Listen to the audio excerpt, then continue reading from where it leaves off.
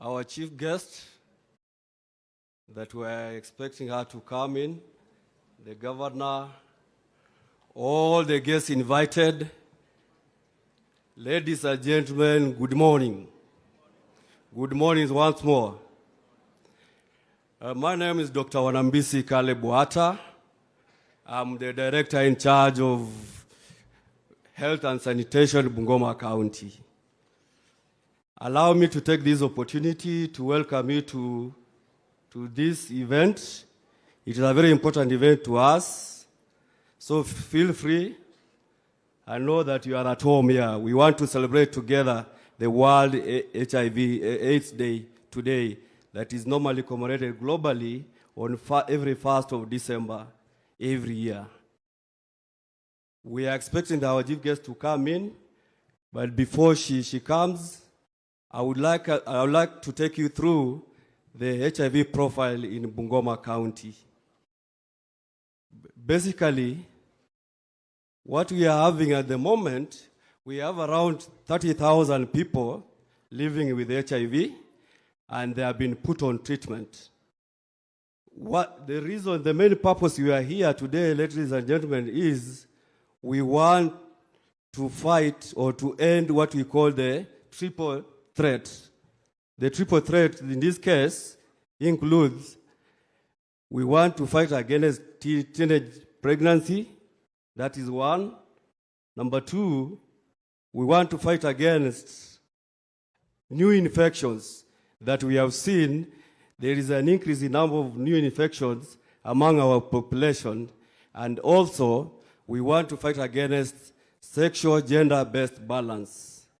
Based on our statistics, we know compared to the last year, our figures have gone up. So we need to join hands, all the stakeholders on board, so that we can fight this cause together. Our basic concept here is we want to address what we call primary health, because at the moment we are offering various services in our health facilities. Especially, we have established so many care centers that we are handling people who are living with HIV. And also, we have enrolled several clients on medication, and they are being followed up in our various facilities. The other issue is about gender violence. We have established what we call youth-friendly services in our facilities, and at the same time we insist or we emphasize on our staff, especially in the medical field, so that we join hands with other stakeholders to make sure that we fight the madness of sexual gender-based violence. It happens in Bungoma County, we have around 9 sub-counties, and this issue of gender-based violence is rampant in Mount Elgon region and Cheptais. And this is why we are here. We want to make sure that we bring everyone on board so that we make sure that we reduce or we stop this sexual gender-based violence. Another thing is, in our facilities, most of our facilities, we've made sure that we establish the youth-friendly services so that we can be able to capture our young ladies and gentlemen, so that whenever they are seeking services, they can come comfortably and be able to be given the service that is available at our youth-friendly whatever areas. The other issue is about teenage pregnancy. You see, it's so easy for someone to get pregnant, but imagine having a pregnancy at an early age. Like, for instance, in our facilities, sometimes we get cases of teenage pregnancy as early as 10 years or 11 years. We are like, in our records, we have cases whereby you get a teenager at around 10 years is pregnant. And imagine carrying that pregnancy to terms. It has a lot, complications and everything else. So what I will urge all of us, we need to join hands together as we fight this cause together, because we can't do it alone. As the Department of Health, Bungoma County, we are willing to go extra miles so that we make sure that we fight this cause together. And in any case, I want to recognize our partners, especially local partners, who have really assisted in the fight against HIV/AIDS and the sexual gender violence. There's a lot that we've done. There are several measures we're putting in place. We have made sure that every mother who comes to the facility is tested for HIV and AIDS. We urge all other members of the public, please make sure that you test. We have availability of testing kits, but sometimes they run out of stock, but we make sure that we replenish. So basically, I will urge all of us, especially those fellas people who have not tested, to make sure that they come for those tests so that you get to know your status at that time. The other issue is we've made sure that those people who are found to be HIV positive, they are put on treatment and care. You know, basically, what kills someone who has contracted HIV is the opportunistic infections. But once you are put on those medications, there is availability of antiretrovirals in our facility. We make sure that we replenish our stocks so that we can be able to handle these cases. And most of our clients, they are on care and they are adherent to medication.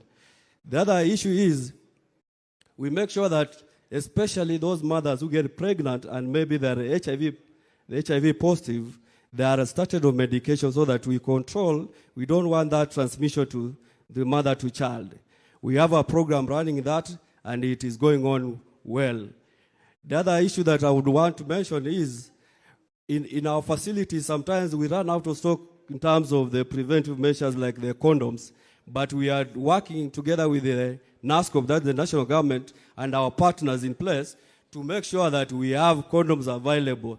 We've been interacting with the youth, and they've been complaining so much about availability of condoms. We are working that tirelessly to make sure that we have condoms in place so that we can prevent this scourge together. Ladies and gentlemen, as I told you, we can't fight this alone. So on behalf of our department, I will urge and I will request and pray that everyone to come on board. Everyone, those people who are living with HIV, there's a lot we learn from them. And also the leaders, especially the political leaders, they need to assist us so that we can drive this message home. We've organized through the public health to make sure that we go through barasas so that we can preach this gospel as we try to fight these triple threats. You know, at the moment we are having a lot of challenges, but I can assure you, with all of us on board, we can make sure that we can surmount these challenges. Ladies and gentlemen, with those few remarks, I would kindly request that you feel free around. We are going to move this together. We are going to work together. We are going to consult, and we make sure that we fight the triple threat together. Thank you so much.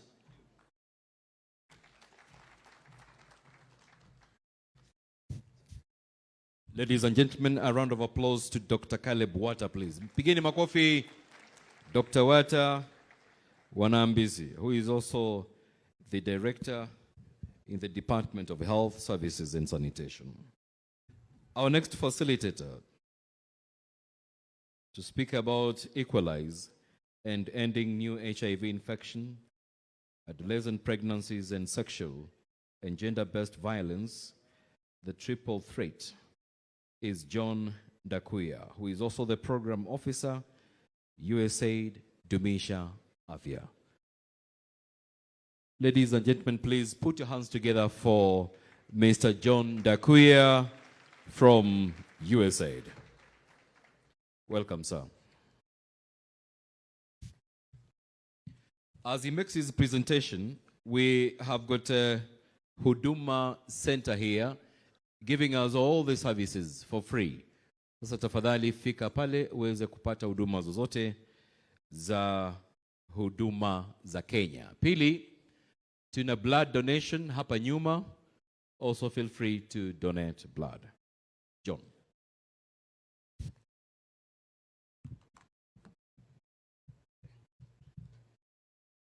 Okay. All protocols are observed. Ladies and gentlemen, good morning. Good morning once more. My name is Ndakuya John from USA Dumisha Afya. I'm going to talk about the triple threat and the theme for Wales Day this year. As you are all aware, and you've been able to see all the communication materials that have been displayed around, we are communicating towards ending the triple threats that we are facing in Kenya. And the triple threats that we are facing, we want to address. One is the new infections that are emerging day in, day out. Number two, the other thing that we are having is early and teenage pregnancies that is very rampant, and more so, as the previous speakers have said, Bungoma is also part of that. Then number three, we are also having sexual and gender-based violence that is really eating us and is really a headache amongst our populations. So number one, we've really understood that HIV infection is on the rise, and we are having HIV infection that is early, and we need to make sure that as people of Kenya and people of Bungoma, we are aware of this, because strategies have been put in place just to make sure that the infections are reduced. But you can see the data, infections are still going up. But what is happening? We are having challenges in disclosure of those who are HIV positives, in that they cannot be able to inform other people that they're HIV positive. So they engage in sex without protection, and that is specific, without using a condom. And in that line, they'll be able to infect other people with HIV, and giving a rise to HIV infections around the country. So we have a task to do as Kenyans, as healthcare providers, and everyone in Kenya, just to make sure that we reduce the new HIV infections. But we cannot reduce HIV infections if you don't have information. And I'm happy this session, we are giving information to the public that you need to understand how HIV is transmitted, and you need to understand how HIV can be prevented. And as we are having slogans that we need to condomize, because HIV infection, the highest rate of infection is through sex. So number one, I know a large number of persons who are here, we've ever engaged into sex. And at some point, we've engaged into sex, number one, using a condom for the first time. Then for the second time, you've engaged using a condom. Then the third time, if that partner, you've come to a realization that now you are intimate, at some point you may not be able to use a condom. So at that point is whereby when we are going to get new HIV infections. So what do we need to do? We need to have people having only one partners and being faithful to them, and making sure that if you're not able to abstain, if you're a youth, be able to use a condom. For that, you're able to prevent HIV to the public. And I'm very happy, again, the Ministry of Education has included the HIV in the curriculum, and making sure that each and every person is able to understand that HIV is real and HIV is here with us. So that's the first thing that we need to make sure that we're able to prevent HIV to the populations. Number two, triple threat is early teenage pregnancies. I know across the country, everywhere, we are hearing teenage pregnancies, and we are getting even 12-year-old children who are getting pregnant, and at some point, if they get pregnant, that means they were able to have sex without a condom. But that is not right, because that's not the right age for them to have a pregnancy, or that's not the right age for them to be able to sire a child. So what is happening? The older men in the country and the older men around are going to these young children, by hoodwinking them, in the essence that they give them some incentives, like at some point they have some monies that they offer to them. And you know, at this point, these children, they may not be able to control themselves, or they may not be able to make decisions that according to what they have been alluded to by the guys who are giving them incentives. So this is what's happened. That a child in high school who is a day scholar, going home on every day and is not having transport to go home. So find someone with a vehicle and gives her a lift. And in that lift, that girl is given around 20,000, which will lure that lady to fall into love or have just sex with that person. You know, that's something that is very bad. And I know the issue of sponsors is really going around the country, and these are the people who are really doing bad to our children. So today, what do? We need to end this menace of having sex with young children and in the long run giving them or making them pregnant. So if they get pregnant, if they have not used a condom, then we are having infections, HIV infections among these populations. There are notions that people are having about a cure or myths on HIV, that people just want to go for young children just to make sure that they're able to get a cure. Please, that is a myth, and we should be able to desist from that. Kindly, I urge the team that we need to end early teenage pregnancy among our children. Number 3, sexual gender-based violence. And this is very common for the people who are HIV positive and the people who are HIV affected. One, this person is HIV positive. This is a chronic illness. And it is a chronic illness that someone will be able to take medication in his or her lifetime. At some point, the person may not be able to be accepted in the community just because he was able to get HIV, which is a sexually transmitted infection. And everyone knows that this person was very promiscuous, and that's why they may be able to want to discriminate this person. So these people have been left behind. At some point, they are not even given time to go to school. Services at their homes, family members are not taking care of them. And that's why you'll find that these people are people who are living with HIV. We are having deaths across. And the thing is that once they are discriminated and they are stigmatized, they may not be able to take the medications as prescribed. And in that manner, they'll be able not to have viral suppression as required by the healthcare system. So the other thing is that at some point we are having clashes or misunderstandings among the communities that's really leading to gender-based violence. And again, I want to allude that gender-based violence is not only for the female, but gender-based violence, again, is also for the men. And men, again, at this position, men don't turn up to show up if they have been violated because of fear. But today, as a strategy of equalize and triple threat, we are calling upon everyone, if you are violated, despite your gender, despite your age, please come out and report that. Because there are structures in place that can be able to help us ensure we end sexual and gender-based violence amongst our communities. The other thing is that we're also having gender-based violence in our workplaces, in our homes, that just go unreported. Today, gender-based violence is really contributing to HIV infection, because if someone is raped, you don't know the perpetrator had HIV or not. So what happens is this, that the survivor will be left with HIV unknowingly. So if we don't follow up this, then we're able to transmit HIV to the community and to the people in Kenya as a whole. So what are we calling us to look at? Today, this year, we want to equalize. In Kiswahili, isawazisha.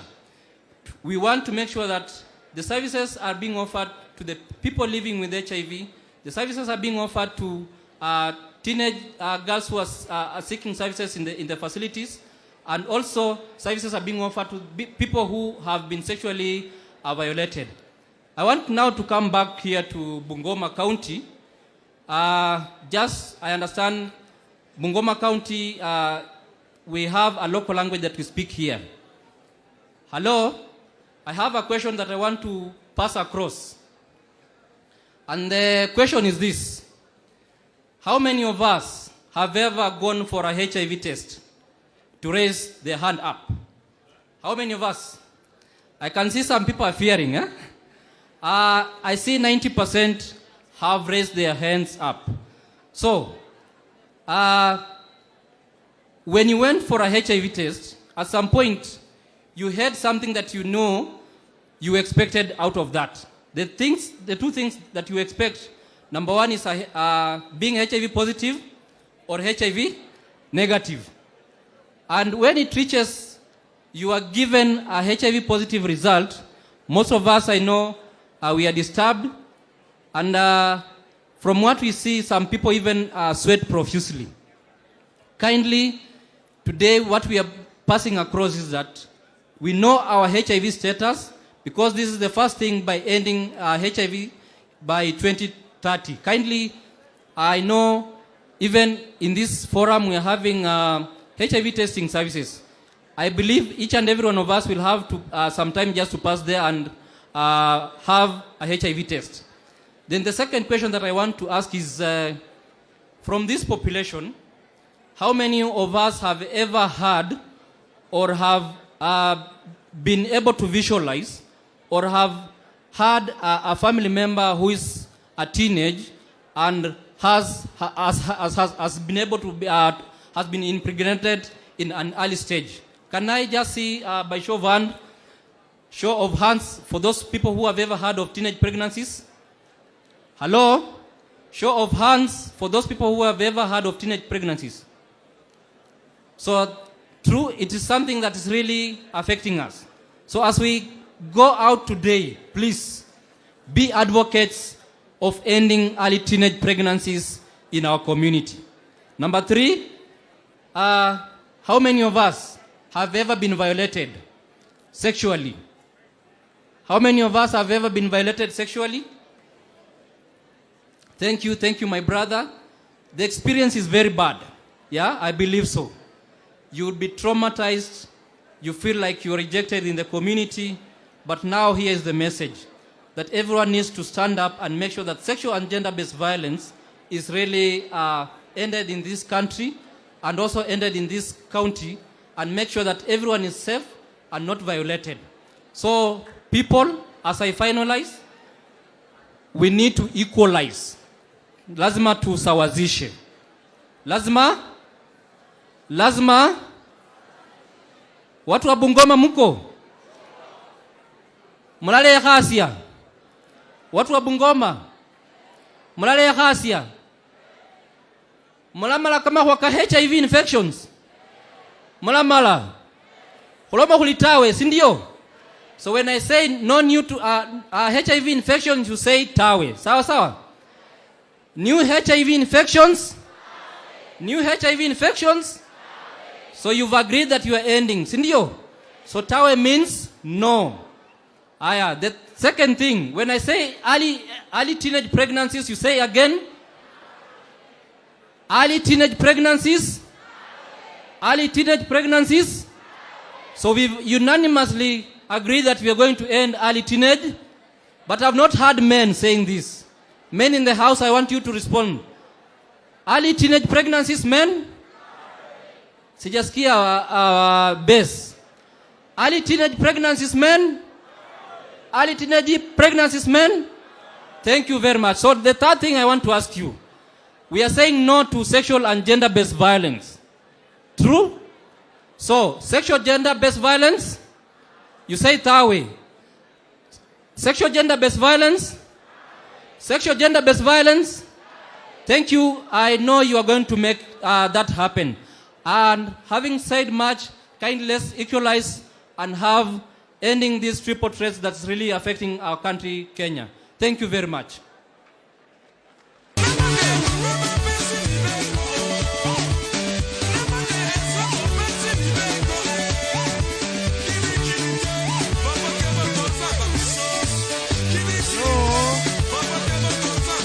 Halo, kuna kelele hatujui imetoka wapi?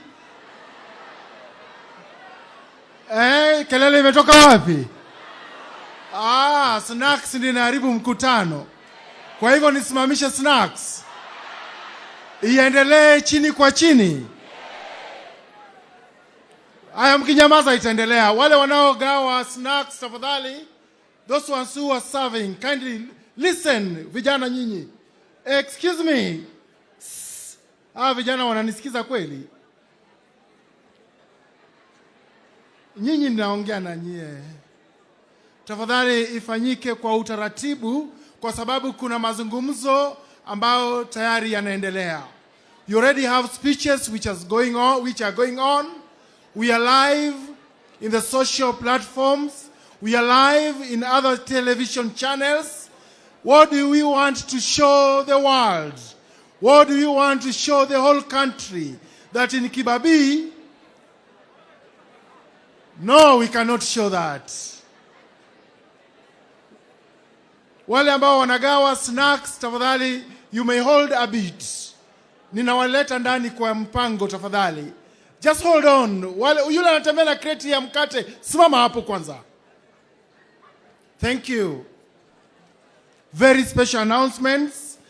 Ndio tuendelee na kupeana snacks. We know you have been here long since morning. Can you stop those young men? Wao wangoje kwanza. Wait. Tuwe na utaratibu kidogo tu. Wanaendelea. Nandolia Cultural Group dancers, where are you? Nandolia, where are you? Basi wanapoingia hapa mbele, snacks zinaendelea kupeanwa. As I welcome Nandolia Cultural Group from Bungoma County, wanatuletea densi hapa mbele na mkate na snacks na soda na shamla iendelee wakati densi inaendelea.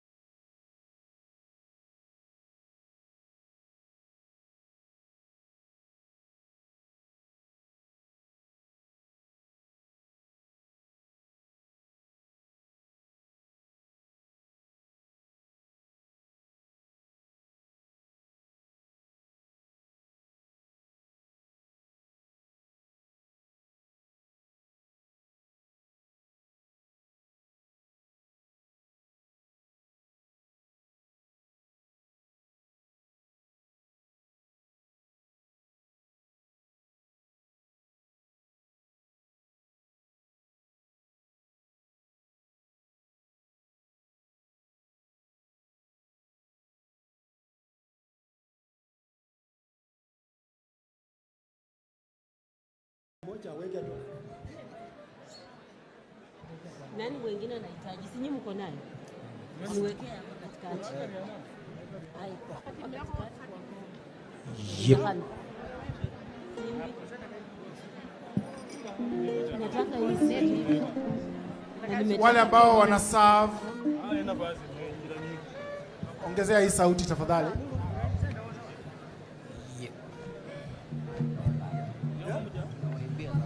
those ones who are serving snacks.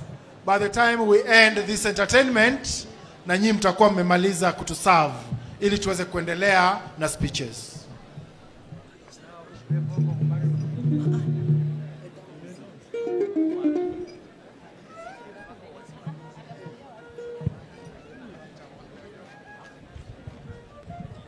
Nataka hivi.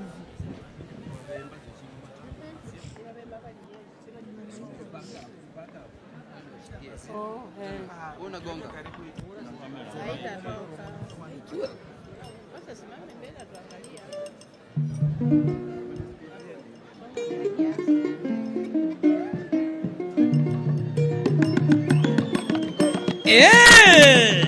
Ulila. Mbili mbili mbili. Mbili mbili mbili.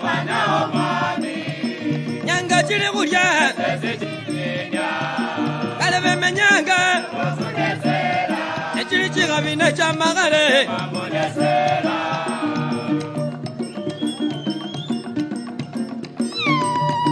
Anaba papa. Abandu bebungoma kwechane nako. Kamabeka kano ino chungu zabula ikanyole hawe. Kamabeka kano ino chungu zabula ikanyole hawe.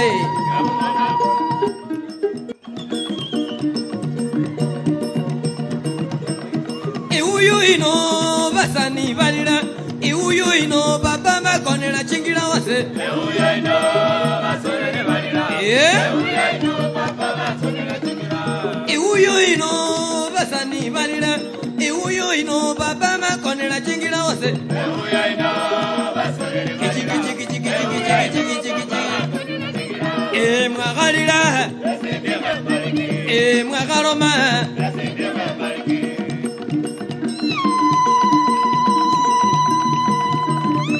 Zikumbaziaga ya na munyu. Zikumbaziaga ya na munyu. Bali zikumbaziaga ya na munyu. Zikumbaziaga ya na munyu. Bali zikumbaziaga ya na munyu. Zikumbaziaga ya na munyu.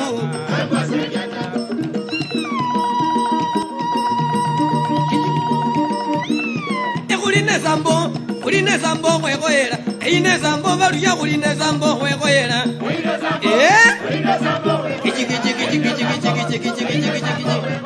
Kuline zambo, kuline zambo kwekoera. Ine zambo baruya kuline zambo kwekoera.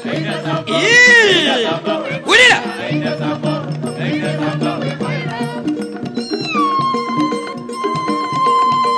Bali nyweze runda. Kwa baba muri magiza runda. Bali nyweze runda. Kwa baba muri magiza runda.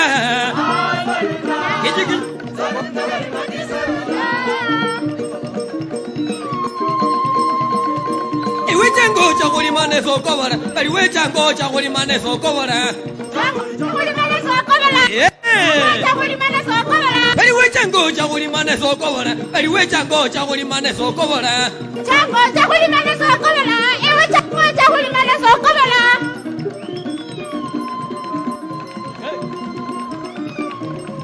Inywe baru ya mukonile muriana. Baru mukonile muriye. Ana baru ya mukonile muriana. Baru mukonile muriye. Baru mukonile muriana. Baru mukonile muriye.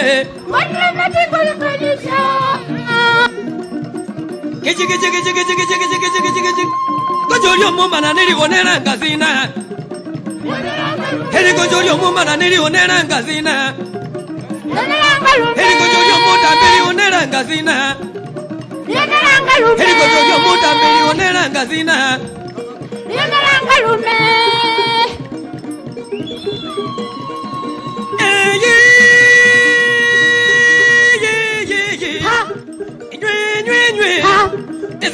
No menjo, iwa papa que no menjo, bali wa papa uko na meso. Kama ukahaile na bebela chimbwa ha. Eba soleri uko na meso. Kama ukahaile na bebela chimbwa ha. Egengo bali ya ya. Egengo bali ya ya, egengo bali. Bali egengo bali ya ya. Egengo bali. Egengo bali ya, egengo bali. Hengobele yaya. Hengobele yaya. Hengobele yaya. Hengobele. Yongalumela. Suli yongalumela. Babu kuzu. Bariye yongalumela. Wakala bali nendolo moya munwa. Okay na bakupaka magabudi. Basole ni bakenda rwe mariki. Ni bakenda rwe ndali.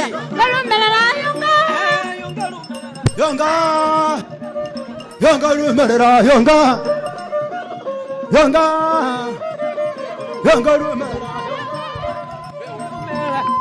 Bariye bewangelumelela. Wakala bali nendolo moya munwa. Okay na bakupaka magabudi. Solidike wangelumelela. Bariye wangelumelela. Eine samboye bariya. Sulomo chilimelu babukuzu naloma. Yeah. Ladies and gentlemen, a round of applause to Nandolia Cultural Dance Troupe. Thank you. Sound engineer. Your microphone. Thank you.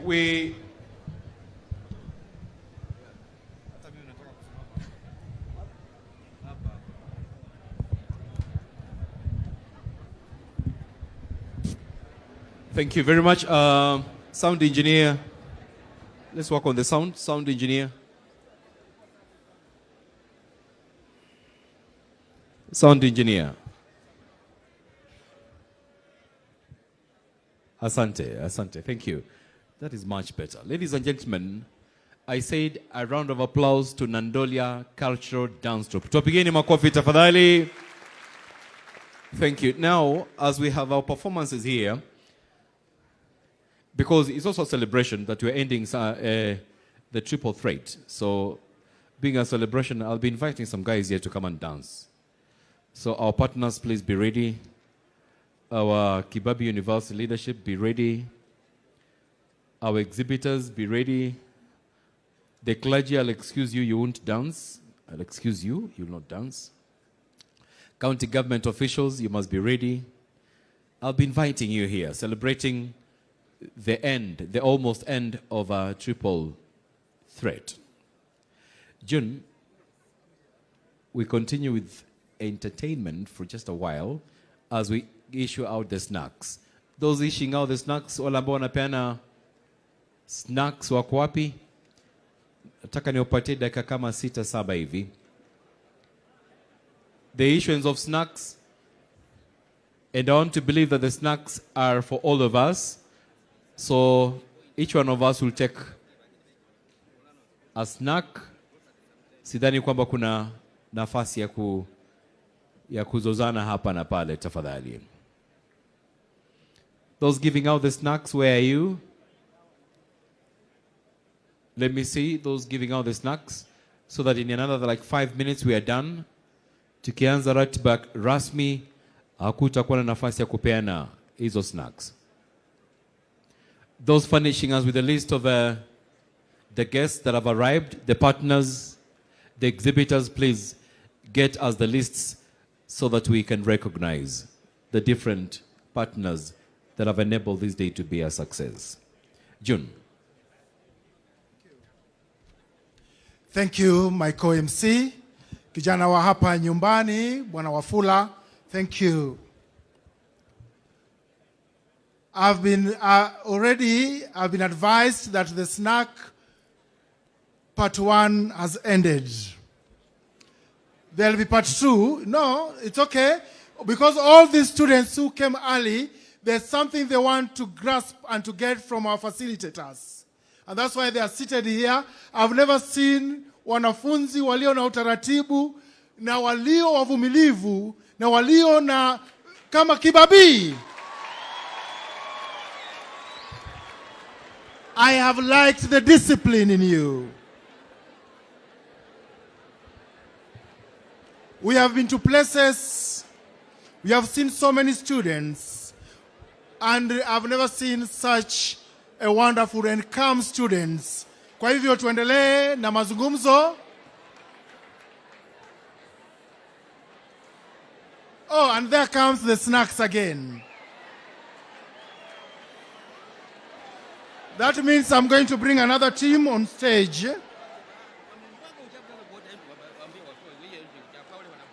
Wale ambao wana serve snacks tunaambiwa kwamba vivyo hivyo muokote uchafu yote mkienda nazo kwa sababu wageni tayari wanawasili. As we do that, allow me, with your gracious permission, my co-MC, allow me to bring Kibabii. Kibabii girls, where are you? Kibabii girls, where are you? Please come on stage and make a presentation as we serve the last lot there.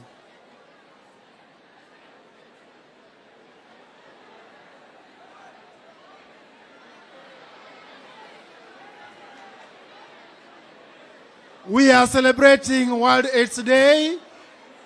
We are celebrating with our partners as I bring Kibabii Girls Boarding School before you to make a presentation.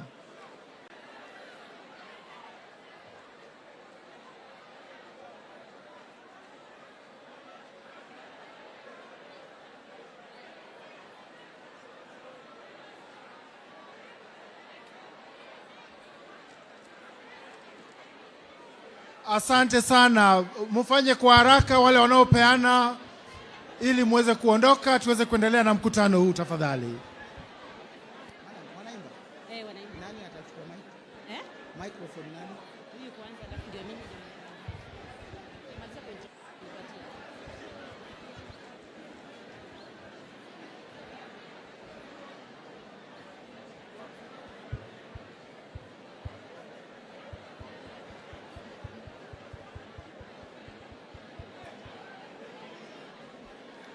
Thank you.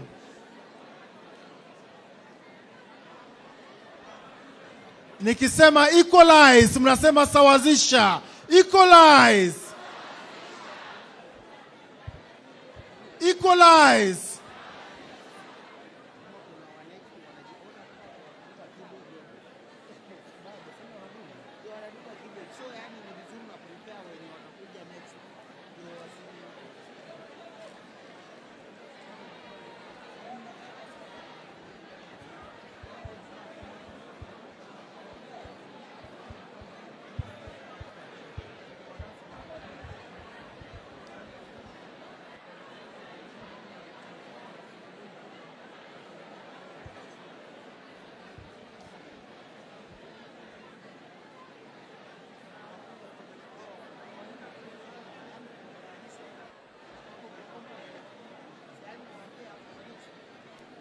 Kibabii University Choir, be on standby. Kibabii University Choir, what we did in the morning, we are going to do it again, and we are going to ask our partners and all our stakeholders, those ones who are seated here on the main VIP area, to join as we will be dancing with the Kibabii University Choir.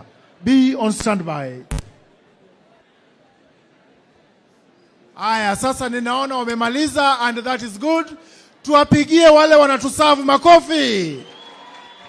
Asante sasa. Now you hold it there. Mengine yataendelea baadaye. Ili mkutano isichafuke,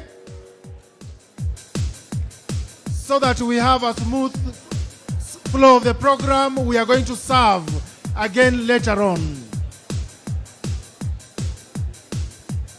Wale ambao wanakuja na kutusavu sasa imetosha.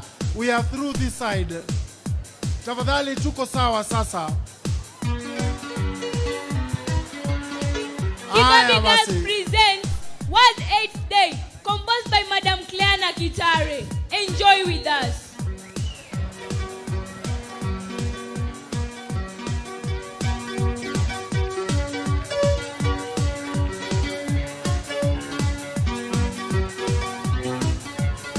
Wakenya wote hapa shangilie, Wakenya wote hapa, Kibabii wote hapa shangilie, leo ni baraka hapa tu.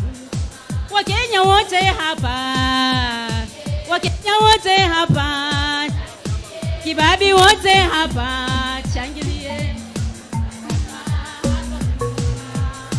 tusiwadhulumu wasichana, ubakaji tukomeshe, tusiwategua wa ukimwi, msinyanyase akina mama. Tusiwadhulumu wasichana, ubakaji tukomeshe, tusiwategua wa ukimwi, msinyanyase dhulma ya jinsia ni unyama.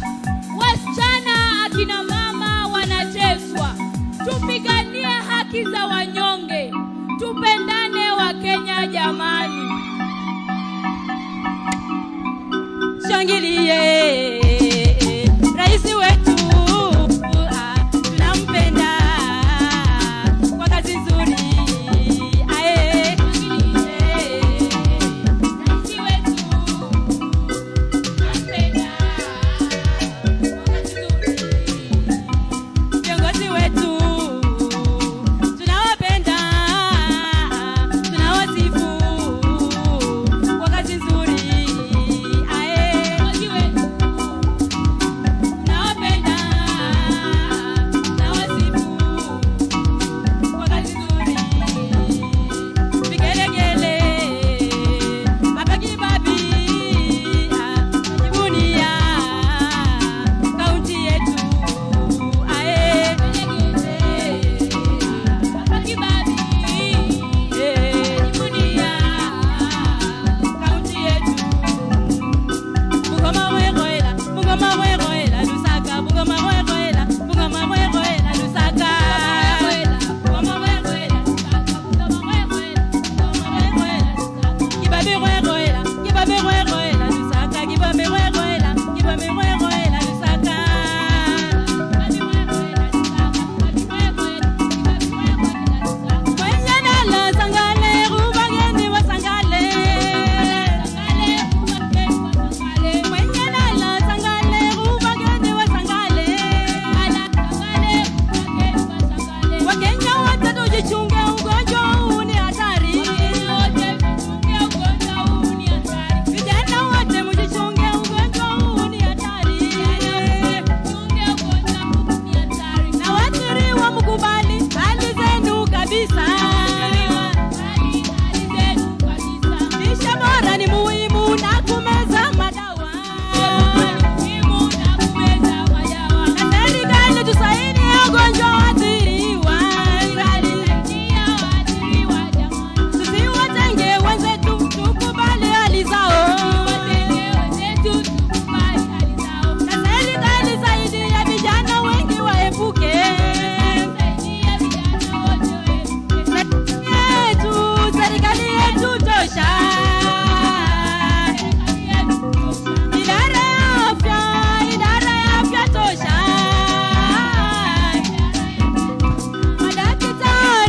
Madaktari tosha. Kibabii yetu chuo kikuu tosha. Bungoma yetu kaunti yetu tosha. Aya, aya, aya, shangwe na vigelegele. Aya, aya.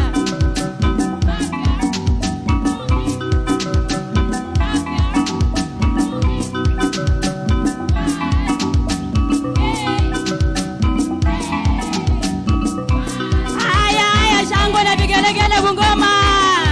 Wakenya wote shangwe, shangwe.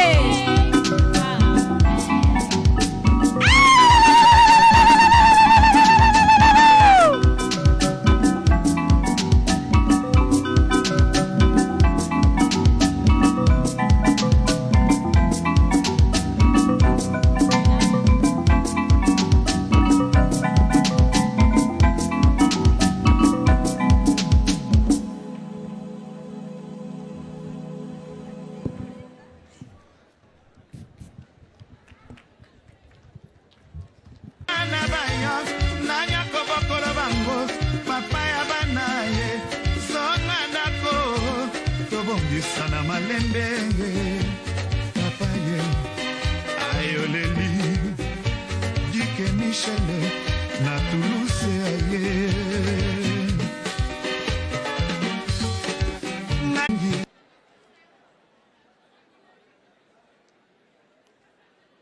Tuwapigie makofi tena watoto wetu, wasichana wetu wa shule ya upili ya Kibabii. Shule ya wasichana ya Kibabii, tunashukuru sana. Thank you for that wonderful presentation. Upande huu kumetulia. Mambo iko sawa. Upande huu, upande wangu wa kushoto sasa. May I request that those ones who are serving snacks now we leave it there so that we continue. Tafadhali, tunawaomba wale ambao wanapeana sasa mtakulia kule nje kwa sababu mkutano lazima iendelee. Tafadhali. In a very special way, I would like to recognize the NEFAC team which is here with us, and the reason why we are here, and it's good to recognize their presence. I would like to recognize the presence of Abna. I would like to recognize the presence of Grace Mudhoni. I would like to recognize Anisia Karanja, Patricia Acero, Peter Odongo, Japheth Kanda, and Leah Kamau, wherever you are. Please just stand up, recognize your presence into this meeting. Tuwapigie makofi tafadhali. Asante, you are a very special team in this gathering. Karibuni sana. Also, I will keep on recognizing our VIPs and VVIPs as soon as they arrive. I will keep on recognizing them. Remember, we are here in the compound courtesy of Kibabii University. Allow me to recognize the presence of the chair of the board, Kibabii University, Dr. Ernest Mwangi Njoroge, and also to recognize Professor Isaac Kipara Odero, who is the Vice Chancellor, who is here with us, and the team of the board members and the others whom I will recognize as soon as our chief guest will be seated here. At this moment, we'd like to continue. I would like to invite the next facilitator before I bring in the next team to perform. Allow me to recognize this wonderful lady. She is the community head action in ending the triple threat. This is none rather than Rose Otae, who is coming to speak to us from this wonderful team. She'll introduce herself. Rose, as you make ways to the stage. Thank you for listening. Asanteni kwa kutulia. Asanteni kwa ukimya wenu ili tuweze kuendelea. Allow me to present Rose Otae, this wonderful lady who is coming to us, and she's going to speak to us on behalf of the rest of the team. Let her introduce herself and then continue with the presentation. Thank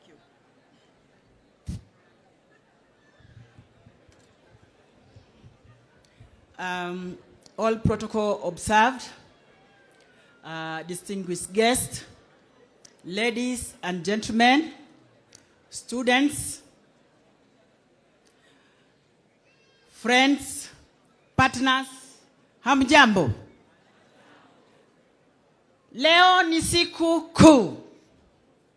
Siku ambayo tunasherekea World AIDS Day. Kwa majina naitwa Bi Rose Otae.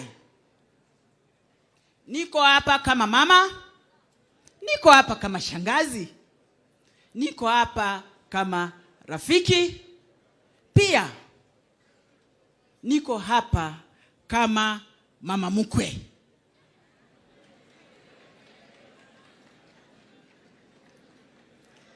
Lengo hasa yetu ya kuwa hapa leo ni ending the triple threat in the community. Tunajaliwa, twafunga ndoa, twazaa, twaelimisha, lakini maisha yetu ya baadaye yako wapi? I'm a mother of 5 grown-ups, and I'm a grandmother. My granddaughter just concluded her 4th form hoping to join university. My grandson did his exams just the other day, the primary 6. What am I trying to bring into your attention? The issue of being responsible.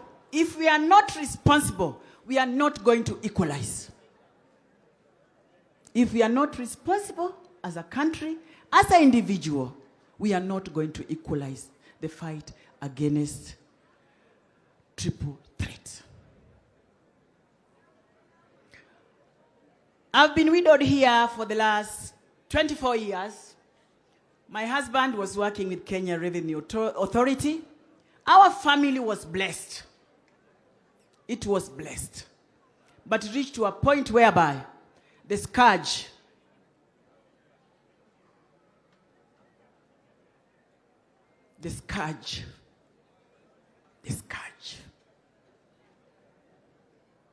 we didn't enjoy our family. My firstborn son was in Form 2. My younger daughter was in Primary 2.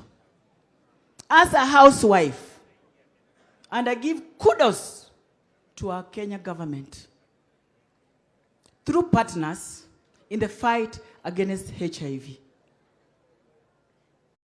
And the knowledge, the information, the training that we are given, at least I'm in front of you and I can talk with you holding my neck high.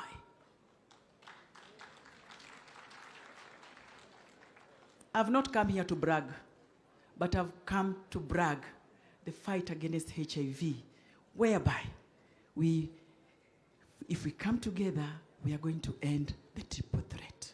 But we are forgetting an age group, the BAMBA 50 age group. And they are represented here. BAMBA 50 muko? 50 and above, ebu? We are learning something. 50 and above, muko happy? Si muko? Yeah. Atujipangi. When now we have wealth, we have educated our children, they are working, we have our grandchildren, we have assets, we forget about ourselves. We forget about future. Do you own something or you are given? Just by guessing, you will see that more than 80% of men who are here, they inherited land from their great-great-grandfather. Yeah? And they are still there. They are about to retire. They are still there. Bado anaishi wapi? Bado anaishi wapi? Kwao. For how long are you going to be a squatter? For how long are you going to be a squatter? This issue, at least, it has brought widows fighting for their land because of cultural aspects. Being a Luo married to a Suba, I'm married in Rusinga Island, and I come from United States of Alego. That's where I was born. When the disease came, I'm the one who brought it. When he died, I'm the one who killed him. When I refused to be inherited, the issue of Tero Buru with the fishermen who are along the lake shores of Lake Victoria, they said, ladies from Alego, there are those ladies who speak their mind. Of course, we do speak our mind as ladies. But now I'm here, at least our voices to be heard. What about Wanjiko, who is in the village? All the 42 counties represented. Our children cannot go to school. We cannot adhere to our medication because of lack of proper nutrition. Yet we have chunks of land whereby our in-laws have taken that it is theirs.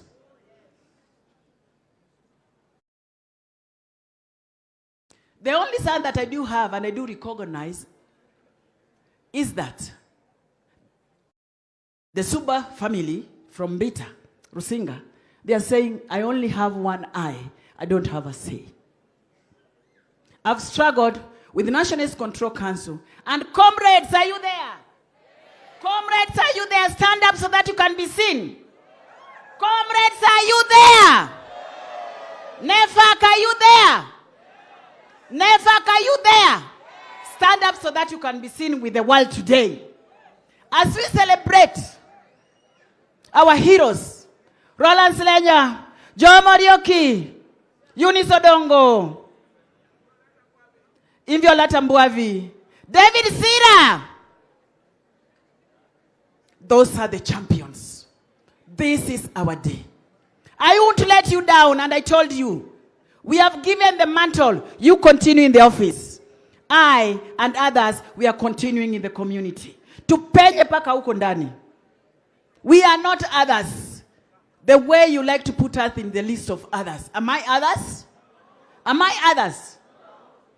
I'm not others. But you know what? There are only 3 things. Respect. I respect myself. I love myself. I take good care of myself. I'm almost 60. But when you see me, looking young and bright. Sindio? But now I'm coming to you, students of Kibabii. Mpo, students muko. Muko. Wacheni wambie. Your behavior today is your future tomorrow. You entered that gate of Kibabii, whereby your parents, they sold land, chicken, maize, goats, and cows, so that you can come to school. The Kenyan government is giving you scholarship. But at times, you don't make us proud. Shying off responsibility. If you are not careful, you enter that gate without HIV. But when you'll be coming out of this, and God forbid, first class honor, HIV/AIDS. In Kandui, you are the ones who are there. The issue of you young teenagers, the male counterparts of Kibabii, wanafunzi wale ambao ni vijana, hebu simameni, nataka kuwaongelesha ndio nikuje niongee na wasichana. Kwa sababu mimi ni mama ya wasichana, and you know very soon naweza kuwa mother in law wako. Simama. Usiniletee mahari ile sijui nani ananiletea mahari. Nataka kuona kama mnatosha kuleta mahari. Baada hamjaiva, bado mko shuleni. Hebu simama. Bado. Are we together? Wacha masomo. Usome kwanza, ujitegemee. Ununue hata shamba lako quarter of an acre. Ndio sasa uangalie maisha ya nini? Maisha ya ndoa. But you avoid those circumstances whereby kuko na wengine wale familia ambao wametoka. Familia ya uchochole. Familia ya nini? Ya uchochole. When they come here, ni survival for the fittest. You have bulging muscles, very handsome, but now ujana ni moshi, ukienda haurudi. Kalamu inaandika Kandui, inaandika kwa flyover, ndio hiyo kwa super highway. Kwa roundabout kalamu inaandika kwa 32 pages, inaandika kwa hardcover, paka inaandika kwa encyclopedia.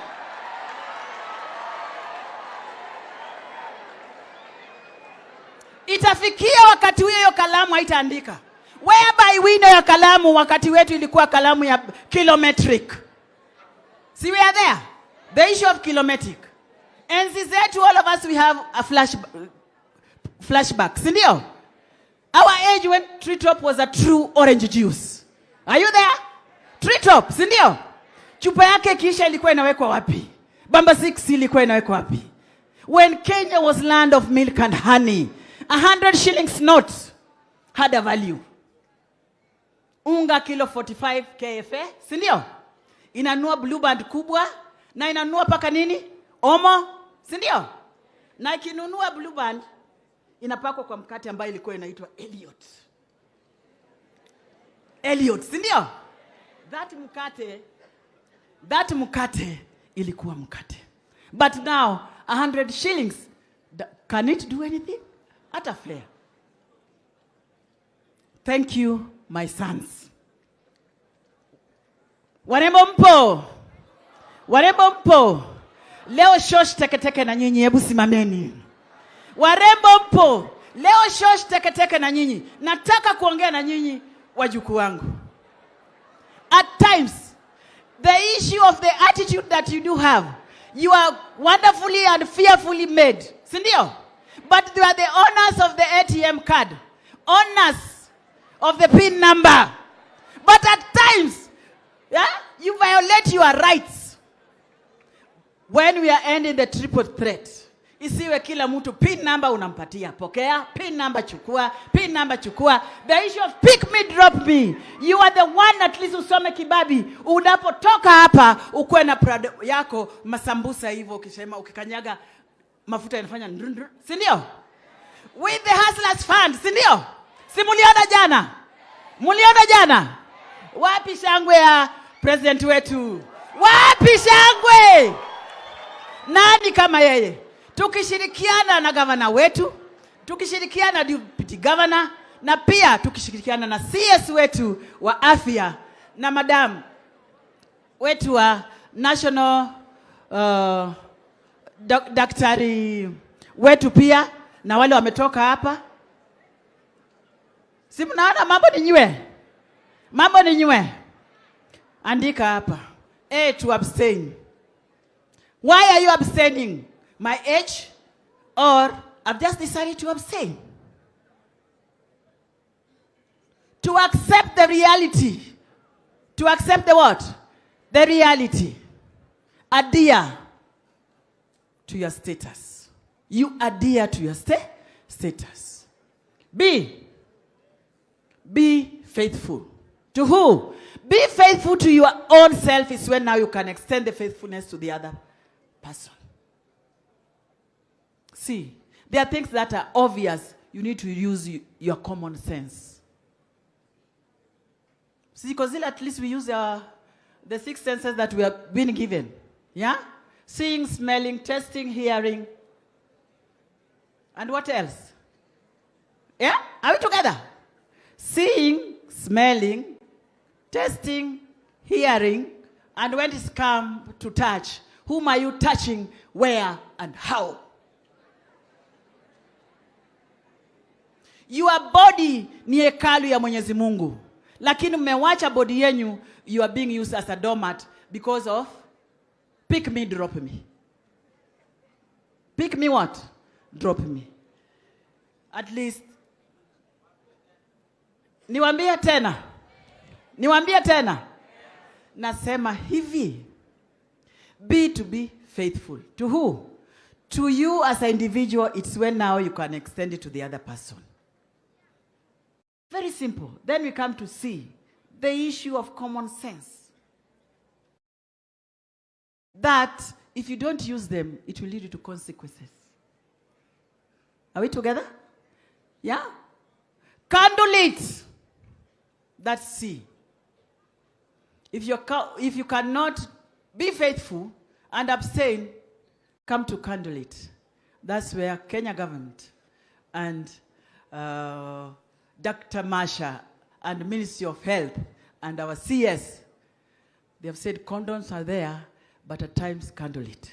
Unaangalia inaingia kwa mdomo lakini uangalia inaingia kwa mwili wako. Why? I've been here for the 3 days. Ukiangalia just from the gate, lodging.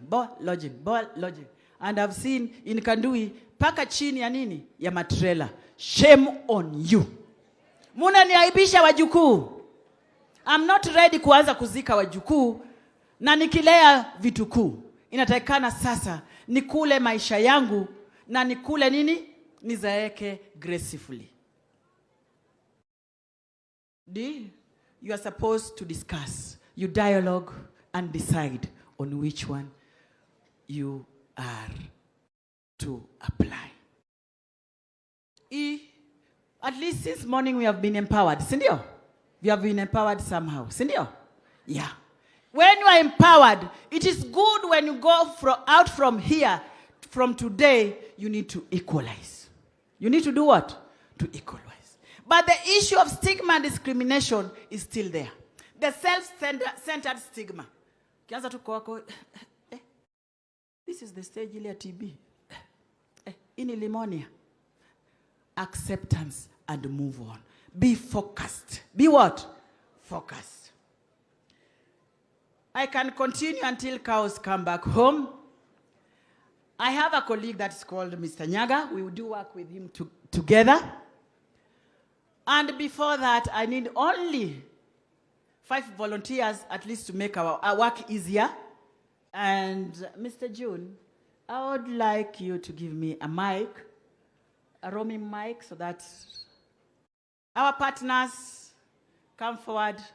The Ngao community, I've not forgotten you. The Ngao community, they are the ones who are giving us enough security. Sindio? The chiefs, whereby the chiefs, kesi inaenda kwa chief. Sindio? Mama akigombana na mzee kwa chief. Ndoa za mapema kwa chief. Sindio? So, we are with the Ngao community hand and hand. Mr. Mwania, lead the mantle. Come forward. Yeah, come forward.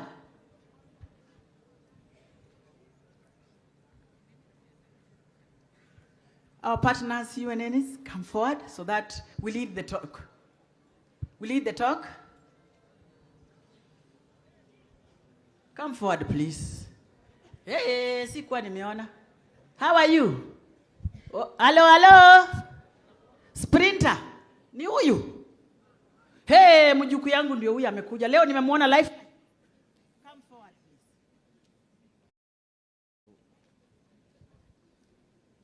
Imam. And pastor. Yeah. You come down.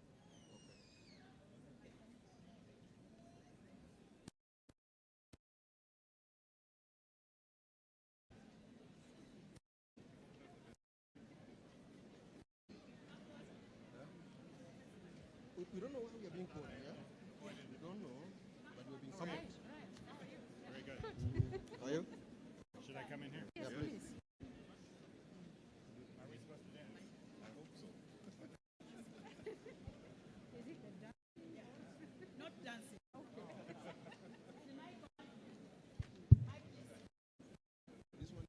hope we don't have to.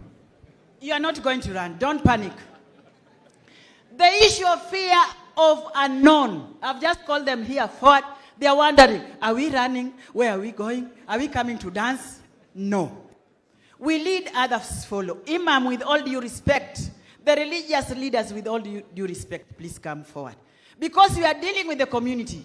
I want from here, you pass this message to the mosque, you pass this message to the churches. Please, students, I need a lady and I need a gent just to represent you. Just come forward.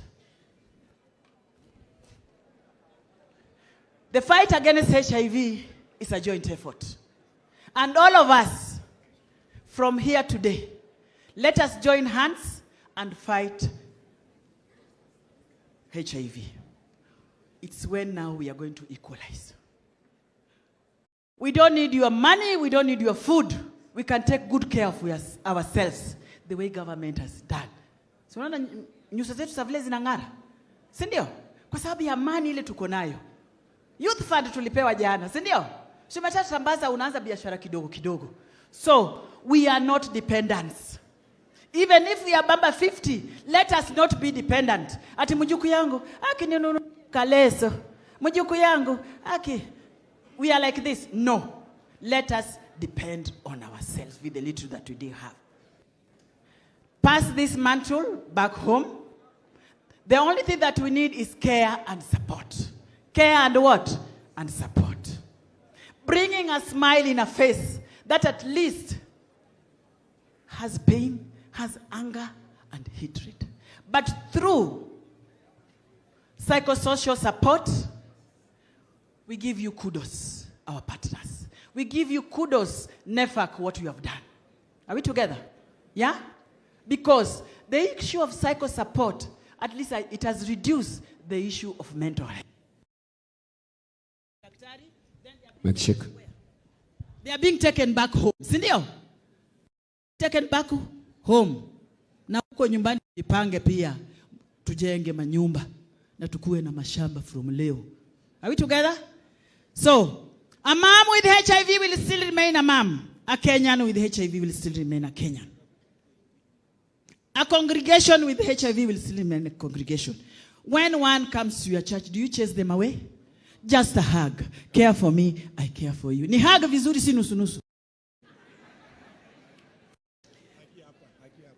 Apa. We respect your culture and religion. Ni hug vizuri we ni sani ni lo. Yeah. Pass that message. Pass that message. The way they are fearing. Why are you fearing? Hug me. Yeah? That way. Are we together? Yeah. Pastor, yes. They are there. Utawatupa. Si mnashughulikia wajane huko katika msikitini. Sawa. Young people living with HIV. Yes, this is my grandson living with the virus. Are you getting? Nitamfukuza. Grandmothers, they are very passionate. Boss, security ndio hiyo. Madawa zinalindwa KEMSA 24/7. Tukiletewa. Partners, thank you and continue partnering with us. Thank you, our hero and community representative. Thank you. You're welcome. Here now. Asante sana. You are not going to run. Have you run? No. Yeah. You are tense. So, care for me, I care for you. I care for you. I care for you. Yes. Holding the Kenya flag. We still want you to hold the Kenya flag. Those because when you who do have travel, hugged, there are so many people. We ask you to sit Care down. for me. Those who have gotten Care the for hug, you. kindly take Vizuri, a seat. sprinter. Una sprint ukienda. Sindio? Pass it to your grandmother if she's alive or any. Kudos, comrades. Mommy, you at the board, I know. We are being cared for. Sindio Wafak? Yes. Thank you, sir. Thank you. God bless you. And pass that hug. Oh, a big one. Yeah. Thank you. Patricia, comrade. Take the mantle. Still lead NEFAC. NEFAC, oye! Take the mantle. Take the mantle. Musichoke. Kenepote. Take the mantle. Care for me, I care for you. As the hug is going on, I would like to invite Frederick Nyaga, the founder chair, Engage Kenya Network, that is Men Ken, the founder chair of Men Engage, to come on stage and make his presentation. Anytime from now, our chief guest will be here as they receive the hug from Madam Otae. Thank Young you. people, kudos to Joe Morioki's son. Tumpigie wakofi tafadhali. Son. Let us give a round of applause. Thank you, Rose, Madam Rose Otae, for that powerful presentation. Thank you very much for that powerful presentation. I would like now to present. I would like to bring on stage the last speaker, and then we move into the other segment of the program. By that time, the chief guest will be here now.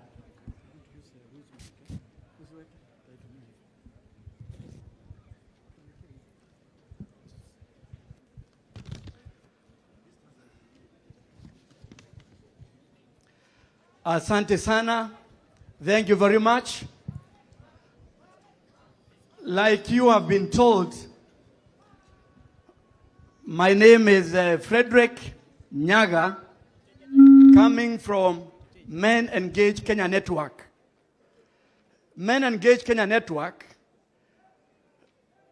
is there to promote gender equality through the engagement of men and boys in the prevention of HIV, prevention of gender-based violence, promotion of sexual and reproductive health and rights, and promotion of positive fatherhood. Why are we talking about that? I'll be very brief. I've been asked to talk about engaging men and boys as agents of change. Reason being, we need to change the way we are doing things. And why do we need to work with men? When we look at statistics worldwide, about 50% of the world population, including the Kenyan population, are men. And we cannot equalize if we are leaving behind over 50% or about 50% of our population. So we need men. Number two, that 50% that you see are not just ordinary people. Men hold privileged positions in the society, privileged positions in the community, privileged positions in the family, privileged positions in the mosques, privileged positions in the churches, in the universities, everywhere, in parliament, at the Senate level, even at the county government. And therefore we need men on board. Men, all the men that you see, just check beside you. Can you see somebody who looks like a man? If there's somebody next to you who looks like a man, tell him to stand up. If he looks like a man,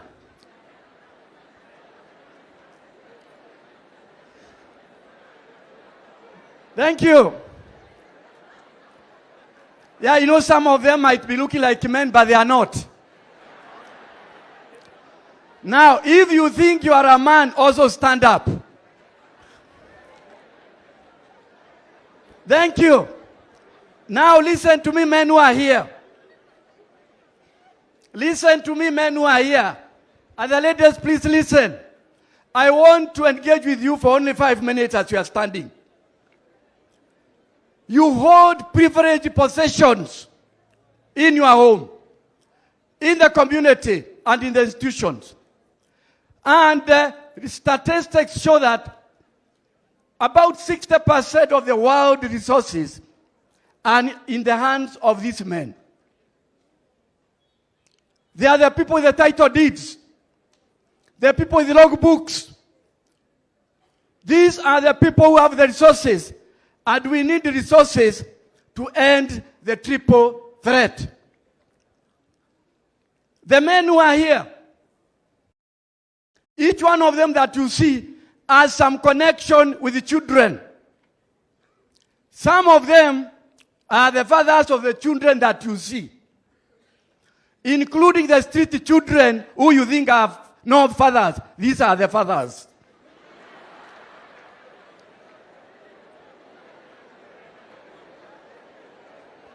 Yes. I'm talking with the men. These are the fathers. We are the fathers of those children. And you know what? There is no pregnancy that occurs without these men. Only one pregnancy on earth has been documented that occurred without a man. That is the one of Jesus Christ. All the others, these are the guys who are responsible. And you know what?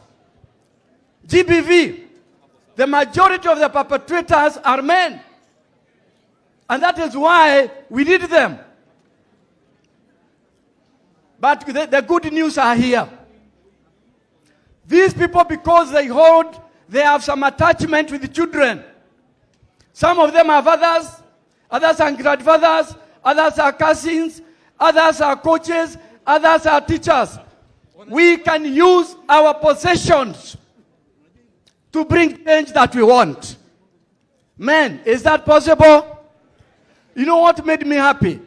Is when I saw Ferdinand Omanyala. This man is uplifting the flag of his country. The 8th fastest man recorded on earth.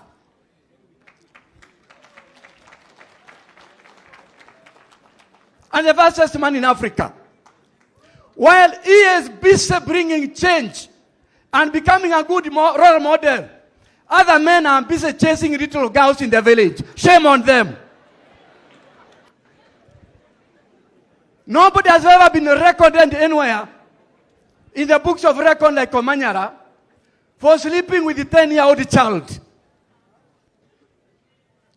But I want to tell you, men, as you sit down, the good thing about the men that you see is that these men we are talking about, who are impregnating little girls, who are causing gender-based violence, who are spreading HIV, it is not all the men who are bad. Very many men are very good. Can we clap for the good men who are here? They are very good. Unfortunately, our name, the men who are standing, Mr. Max from USAID, imagine your name was spoiled by the very few men.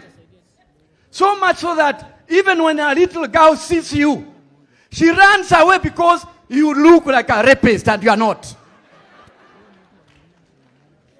Because all men have been labeled badly because of the few ones. I want us now to take action before you sit. Are we going to allow the bad men to spell our names, or we are going to say enough is enough? Can we say we want to have change? Am I right? Unfortunately, as I sit down, the reason why many men fear from taking action is because they want to preserve their culture. They want to protect their traditions. They don't want to look like they are outcast. They want to look like everybody else. But change must come. Before you sit down, I request 5 men to come over here. Only 5 men. Any volunteer? 5 men. The others can sit down. Thank you, good men. Just 5. Any 5. Thank you for coming. Just come. Come over here. Thank you. Thank you very much. Thank you. Okay, that's enough. Now, as I said, the reason why men are afraid to make change, and by the way, I know we are speaking, those are enough. We are speaking, how many of you are students? Raise up your hand, please. Oh, are you sure you're university students? Are you sure you are? Power, comrades. Sinjasikia. Power, comrades. We need to use that power to change. Now, this experiment was done to establish why people want to behave the way they behave. How we acquire our culture, our behavior, the attitude that we don't want to change. And the scientists put monkeys in a room to do an experiment. You can read about that experiment. I just want to take 3-4 minutes to demonstrate. Because we need to change the way we behave. Now, these monkeys were put in a building. For now, these are monkeys. And before being put in the building, one monkey has run away. No, we are right. Even without you, we are okay. In the interest of time, thank you, my brother. They were starved. They were kept without food for some time. And they were brought in the room. And in that room, they put bananas at the ceiling and a lander. So that the monkeys, if they wanted to eat, they could take up the lander and take the the bananas. And you know, monkeys love bananas. Am I right? All monkeys love bananas, irrespective of where they come from. Like this monkey, where do you come from? Nyakach. Nyakach. Kwanza wa Nyakach wanapenda ndizi sana, ama? And this monkey? Nakuru. Yeah, Nakuru wanapenda ndizi pia. Now, when they were put in that building, they started trying to climb up to eat the bananas. But the experiment was such that anytime a monkey trying to climb up, some ice was dropped on them. They didn't see it. There were holes in the ceiling. A lot of ice dropped on them. And monkeys don't like ice. Our pendi baridi. So these monkeys came to realize that it was the action. of climbing up, which was dropping the ice. And for them to stop climbing up, because they don't speak, they started fighting. Anytime a monkey trying to climb up, it was beaten by the other monkeys. And therefore they stopped going up. They were hungry, bananas are there, but they cannot climb. Anytime a monkey trying to climb up, it was beaten by the other monkeys. After some time, when they stand there almost starving to death, the researchers decided to substitute the monkeys. But this time, they were not going to drop the ice. But the monkeys didn't know. And therefore, they removed the first monkey. Thank you, my brother. You are not a monkey. And a new one came. Please, just come over. When one monkey leaves, another monkey, a new one. Not you. Just come. Anybody wants to volunteer? Omanyala, just come. You cannot become a monkey for coming here.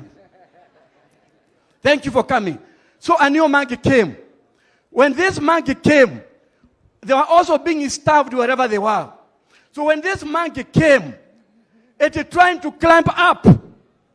But these monkeys realized this guy is going to bring us trouble. So he was mercilessly beaten by the old monkeys. He also stopped climbing up. This monkey was removed. Professor, I don't want to disturb you.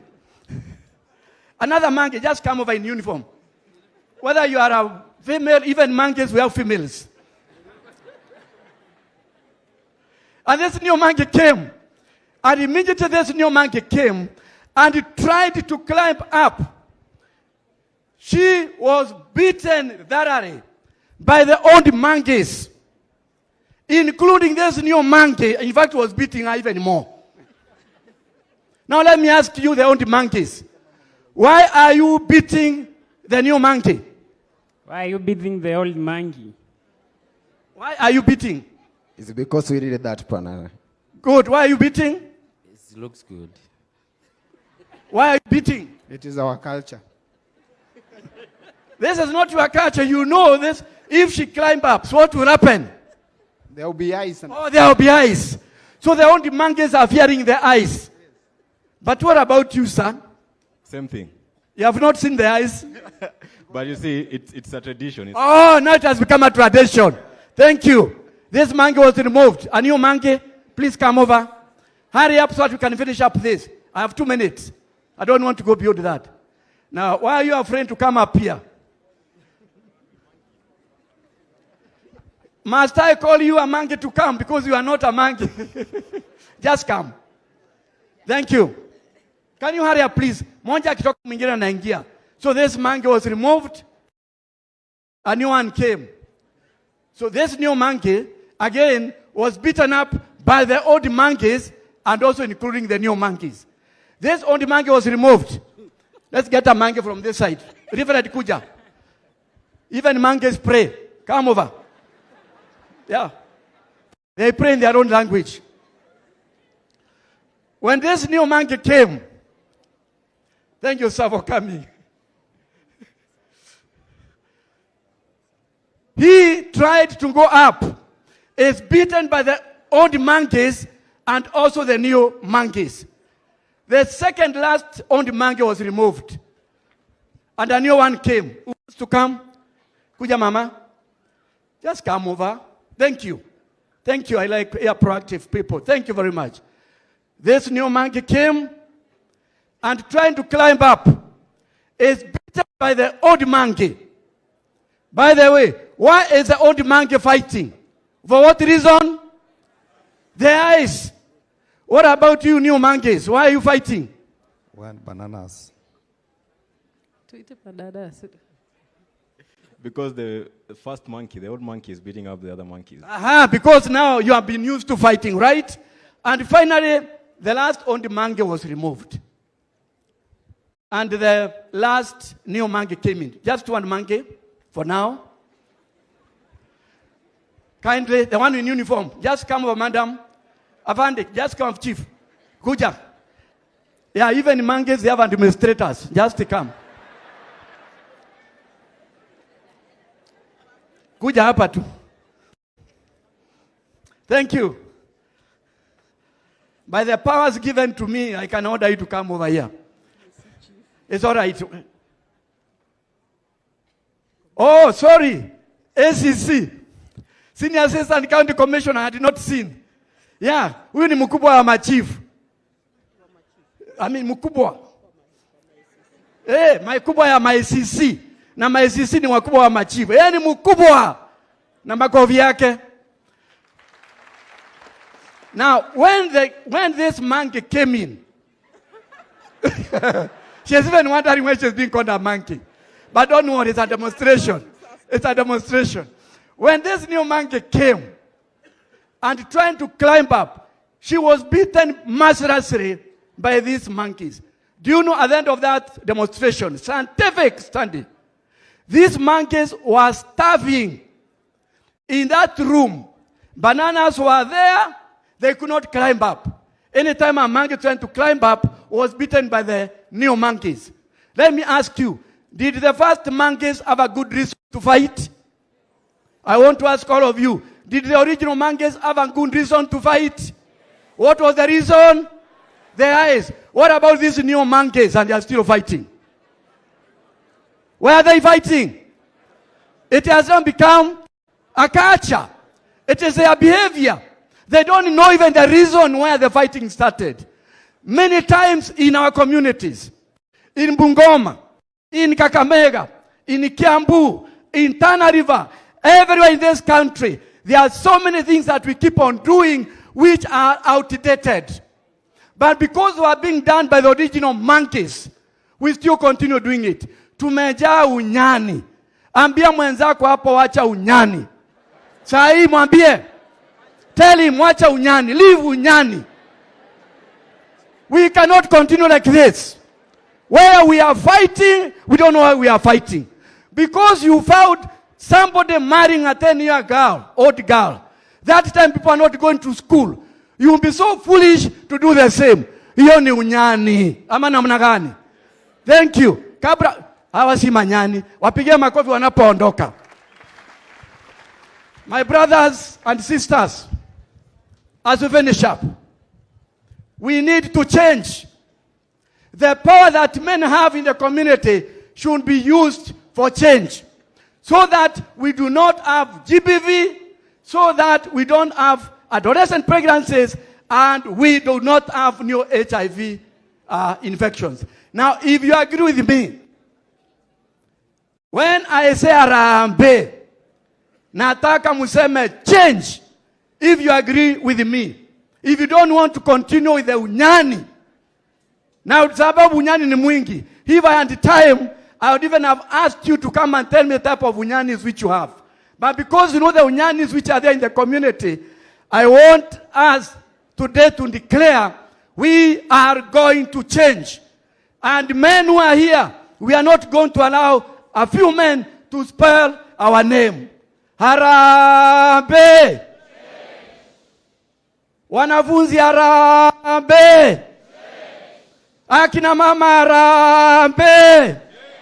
Wanaume harambe! Tuache unyani harambe! Thank you very much. God bless you.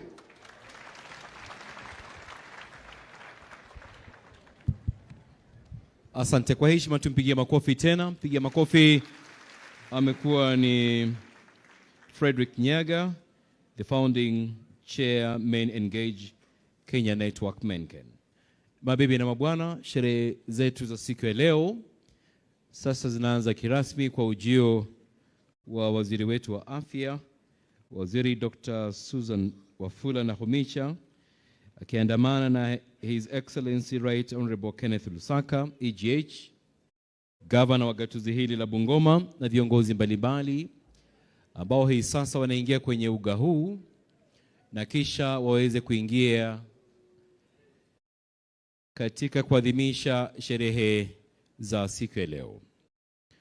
Niweze kuomba kwa dhati na kwa heshima kuu kwamba sote sasa tuweze kuingia ndani. Nikisema hivyo tunafanya hivyo mara moja. Wale ambao tuko pembezoni, tafadhali tuingie ndani, kuna nafasi za kuketi. Sitaki mmoja asimame tafadhali. Can I have the ushers guide on that and the security kindly? Ili tuweze kuunganika pamoja, nataka sasa tuweze kuelewana. Wakifanya hivyo, jambo la pili, tafadhali angalia simu yako. Angalia simu yako tafadhali, isikereze kwa mlio. Put your phone on silent or on vibration, kindly, including mine. The only challenge with our phones is that wakati hafla inaanza, zikianza kupiga kelele zake, hata ukijaribu kuitoa hezi katoka malipo, na kila mtu anaanza kukutizama wewe. Please, let's put our phones on silent or on vibration. Tatu, for the entrance orderlies, sitaki watu pembezoni kule kwenye maeneo ya kuingilia. Scouts, our administrators, tafadhali wale ndugu zetu ambao wamesimama katika sehemu za kuingilia waweze kuondoka. When I say this, it can be done even much better. Administrators, at the main entrance, we still have got people. Our admins, kindly, thank you. I can see all our admins, all of them from my right to my left. Jambo la nne ni kwamba, let me just know if the following people are here for the remarks. Na kama hawapo, please, our officials, please tell us if these people are not here. Of course, nimeona Professor Odeo Ipare yuko nasi. Nefak, Dr. Samuel Kinyanjui, let me know if he's here, kindly. Brian Redman, Dr. Medin Teshui, Dr. Andrew Mulwa, Mwangangi Mwania, and Geoffrey Gitu, the Chairperson, National Syndemic Disease Control Council. Let me know if all those officials are here, kwa sababu wao ndio watazungumza wakati wageni wetu watakuwa wamewasili.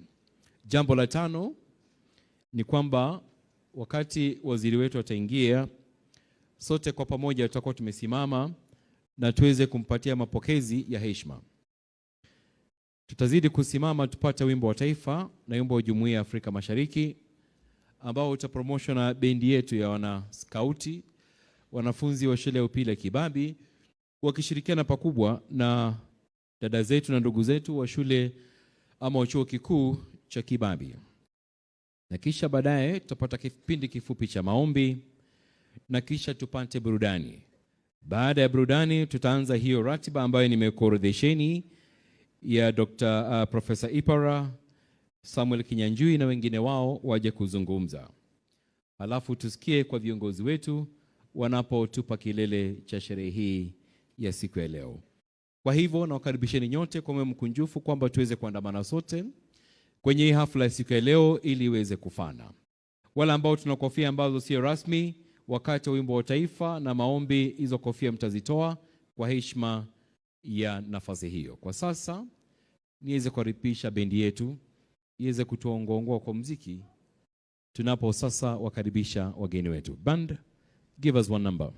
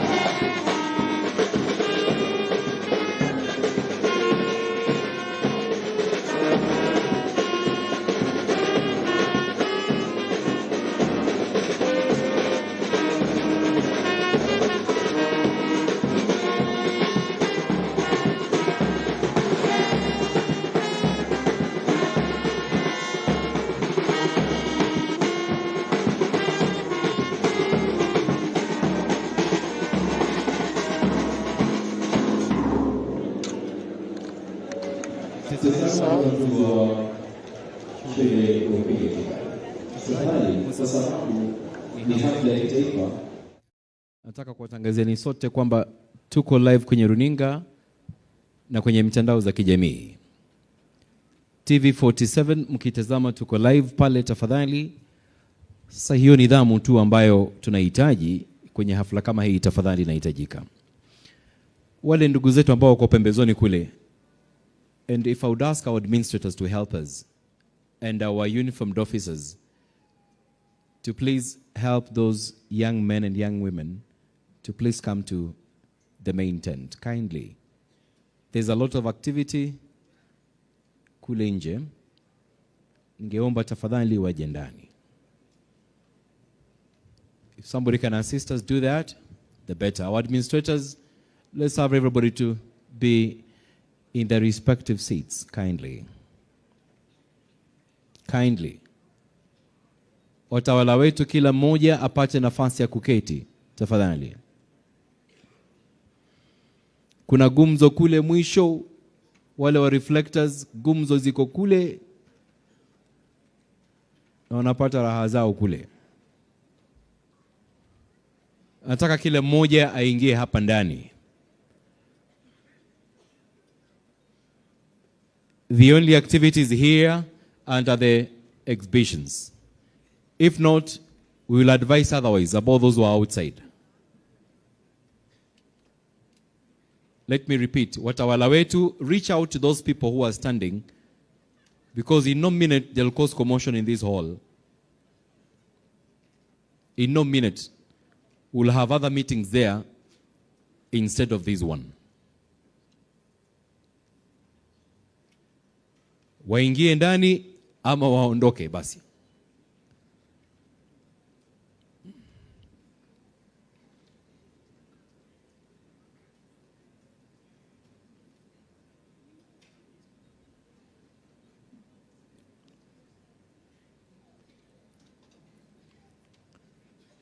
We're going to only have one meeting, and that is by law. Wote waingie ndani kwa heshima.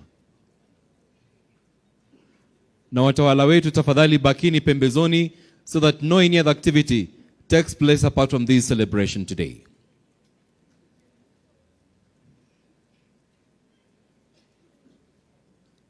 Ladies and gentlemen, it's a national celebration, an international celebration. We must give it the dignity it deserves. We've got no two ways with that. DJ, nataka nichezee muziki wa chini sasa, bendi kitulia.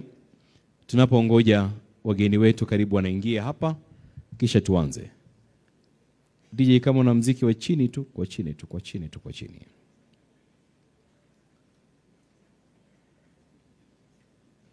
Bendi mjitayarishe, Kibabii University mjitayarishe. Tukisha maliza, Kibabii University, half of you, DJ Hilltops. Nganga ta formé mona na ye. Atikala toujours na secret moko tomi bari pona ye moko.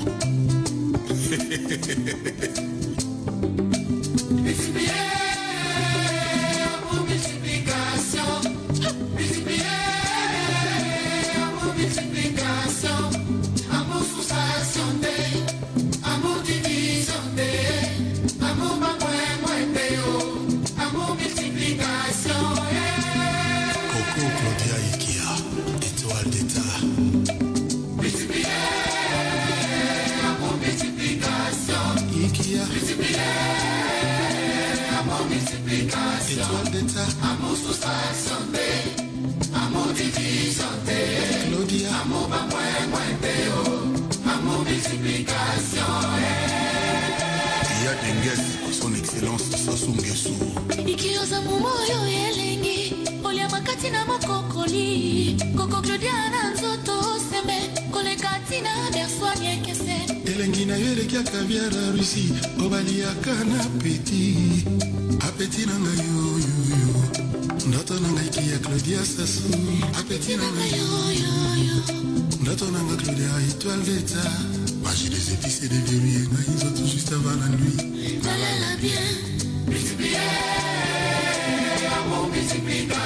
Chantal Louema. multiplication. Étoile d'état. Amour social santé. Amour divisante. Amour pas moins déo. Amour multiplication.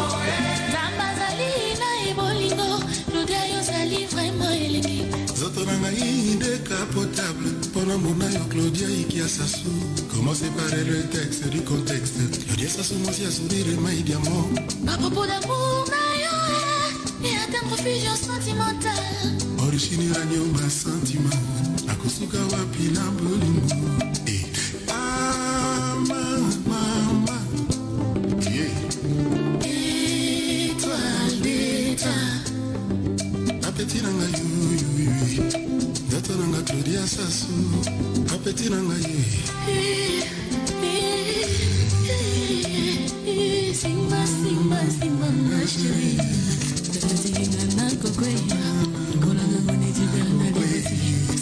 Si, étoile, Simba, Simba, ma chérie. Si la bonne moi Katani. Comme qui donne la descente. J'ai la main de lâcher ma prise. Willy Carlos. Sur le tombeau et sa lignate. Tout la vie de la moulée. Tout le monde est bien ignoré. La sécoura est bien tibate. Vincent Gomez. Et passe au catoni. Hello, Papema. Hello, Papema. Hello, Papema. Hello, Papema. Ikia Sassou le Mbumba. Étoile d'état. Simba, Simba, Simba, ma chérie. Simba, bonne moi Katani. Comme qui donne la naissance. J'ai la batte de lâcher ma prise. Ouais, comme un salut ma soie. Tout a mis de la mouquée. Tout le monde est bien ignoré. La sécoura est bien tibate.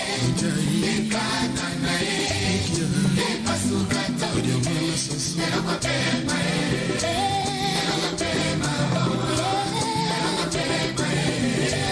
Hello, Papema.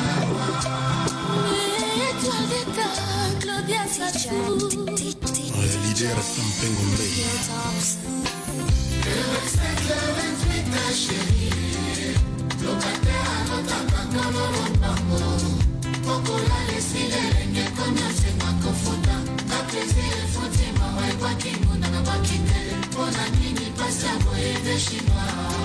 Ote manzaka na sose kwele nyokofuta. Yale loko kiendete de chinois. Yale loko di mate de chinois. Ubia koma recevera se de mola. Benina Mouke. Isa mouke kwa sala bien. Claudia Ikia. Ata justice et d'amour. Dominique Okimba. Papi Tolas. Papi Kake la Foudre. Belda na Toulouse. Lucie Aïkouli. Le 27, le 28, chérie. Locataire à l'otaka, kololo bango. Pokola, laissez les lignes comme c'est ma confuta. Un plaisir de foutu, ma ouais, quoi qui mouna, quoi qui t'est. Mon ami, n'y passe à voyer des chinois. Ote manzaka na sose, kwele nyokofuta. Yale loko, kengete des chinois. Yale loko, mimate des chinois. Claudia. Y'a comme un receveur, c'est des volants. Del Pirlo Mourinho. Ça m'en fait pas ça la pièce. Saint James Rose. À sa justice, ça est d'amour. Guillaume Soro, DGS Bogota. Hassan Koukou, Ahmed Bakayoko, ministre d'État. Ludmila Legrand. Mwana Sassou. Le 27, le 28, chérie. Locataire à l'otaka, kololo bango. Le 27, le 28, chérie. Locataire à l'otaka, kololo bango. Pokola, laissez les règnes, comme c'est ma confuta. Ma plaisir, foutu, ma ouais, quoi qui mouna, n'a pas quitté. Mon ami, n'y passe à voyer des chinois. Ote manzaka na sose, kwele nyokofuta. Yale loko, kiendete des chinois. Yale loko, di mate des chinois. Ou bien comme un receveur, c'est des volants. Benina Mouke. Isa mouke kwa sala bien. Claudia Ikia. Ata justice et d'amour. Dominique Okimba. Papi Tolas. Papi Kake la Foudre. Belda na Toulouse. Lucie Aïkouli. Le 27, le 28, chérie.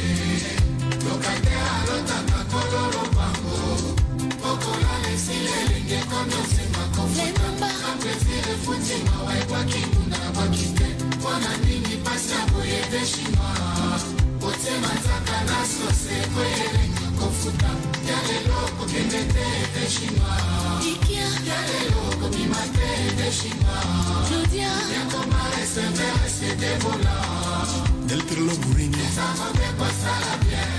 Saint James Rose, Guillaume Soro, DGS Bogota, Hassan Koukou, Ahmed Bakayoko, ministre d'État, Ludmila Legrand.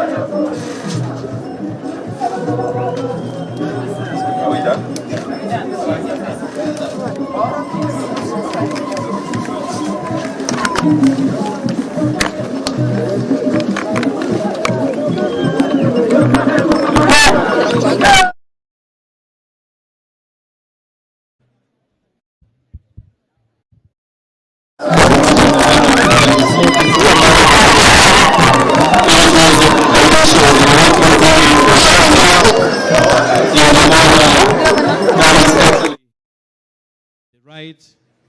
Honorable Ken Lusaka, Governor of Jimbo hili. DJ, I don't know if you have a traditional song. DJ, a traditional piece, kindly. DJ. Waziri wetu analakiwa pale na Nandolia Cultural Dance Troupe anapoingia kuungana nasi siku ya leo. DJ, nataka mziki wa kumkaribisha waziri wetu. Haya, tumkaribishe kwa makofi. Moja. Karibu Waziri wa Afya Daktari Susan Wafula Nahumicha. Vigelegele kina mama. Vigelegele. Vigelegele. Asante. Welcome, Your Excellency. DJ tulia. Tupate nafasi ya kuketi kwanza, wala ambao tunaingia kwa haraka. Tafadhali tusimame kwa wimbo wa taifa na wimbo wa Jumuiya ya Afrika Mashariki.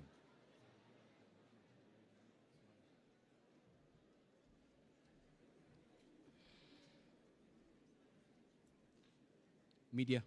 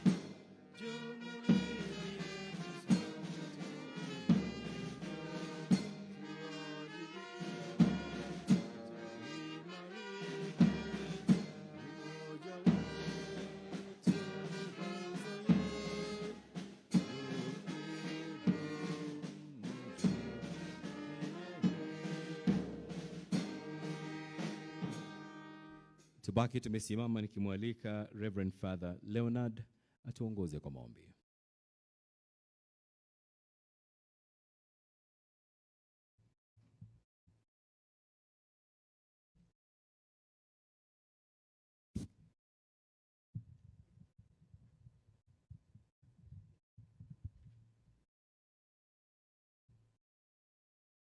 Let us pray. God our Father, today we are gathered here in Kibabii University to commemorate AIDS Day. We thank you for the gift of life, which is absolute. We thank you for the gift of life, of health, which is related to life. We thank you for our visitors who have come today to join us to commemorate this day. Lord, on this day, as we look at the triple threat to our lives, to our health, we would like to remember our brothers and sisters, families who are in one way or another infected and affected by this threat. We thank you that we ask you to give us the grace that these wounds cause many people to suffer. But to your grace, we ask you, Father, to grant them the spiritual meaning to continue with the normal life, knowing that you are there with them. For us who have come here, give us the grace that we may commit ourselves to understand, love, and care for our brothers and sisters and all who are infected and affected by this epidemic.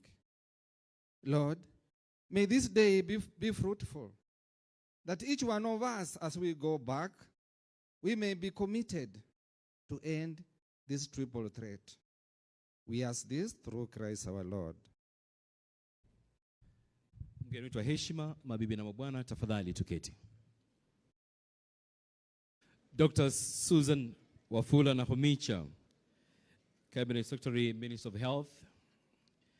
Your Excellency, Right Honorable Kenneth Lusaka, EGH, Governor Bungoma County, Deputy County Commissioner, Mr. Duncan Quach, and all national government officials present.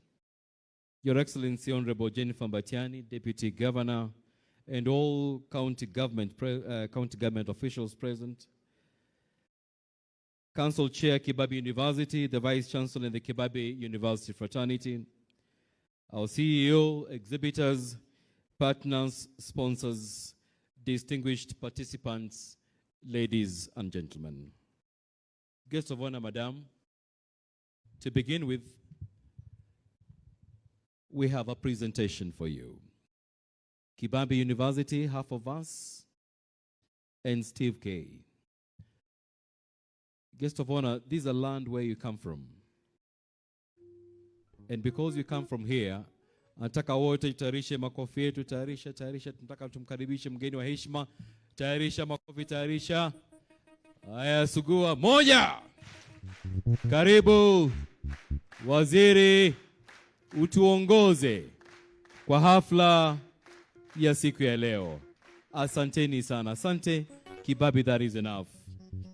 Guest of honor, Madam, this medley of performance from a renowned musician that His Excellency Governor Lusaka has mentored for years, and now he's flourishing on international and national celebrations.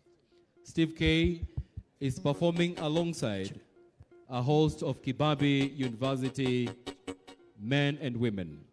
And guest of honor, it is a culture, whenever such performances are done, Kamabeka, you've got no otherwise but to join the gig.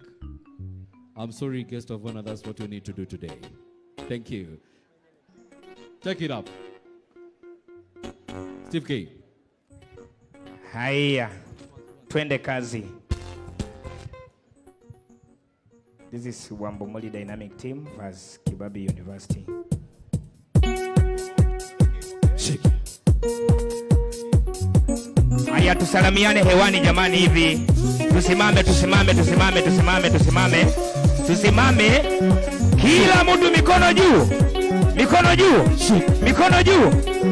juu. Wapi nduri ya wageni wewe?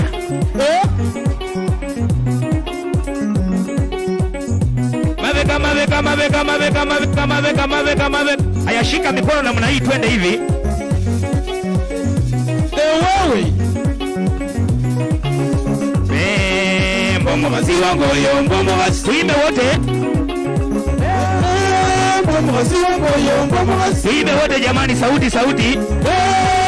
mbomukhasi wangoyo mbomukhasi busime bwange bwe kumoyo mbomukhasi wangoyo mbomukhasi mayiwe babana bange mbomukhasi wangoyo mbomukhasi eswiti we kumoyo kwange mbomukhasi wangoyo mbomukhasi itaishi naye nimulinde mbomukhasi wangoyo mbomukhasi nimufishe petela upendo mbomukhasi wangoyo mbomukhasi itaishi naye nimulinde mbomukhasi wangoyo mbomukhasi mabeka mabeka mabeka kila mtu mikono juu mikono juu mikono juu wapi nduri ya Lusaka wewe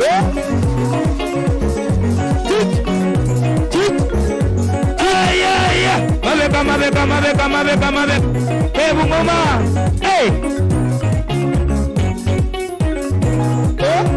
hayamba bolele makuwa kibungoma babolele makuwa kibungoma balele bange yibolele bungoma bene Walusaka makuwa kibungoma hayamba kanile zingano kibungoma hayamba bolele makuwa kibungoma bana bama yinywe makuwa kibungoma yinywe yibolela makuwa kibungoma susaniwe makuwa kibungoma hayokubolele makuwa kibungoma Lusaka makuwa kibungoma hayokubolele makuwa kibungoma Lusaka makuwa kibungoma sabukamanyile makuwa kibungoma hayamba bolele makuwa kibungoma yinywe yibolela makuwa kibungoma hayakwenda hivi kila mtu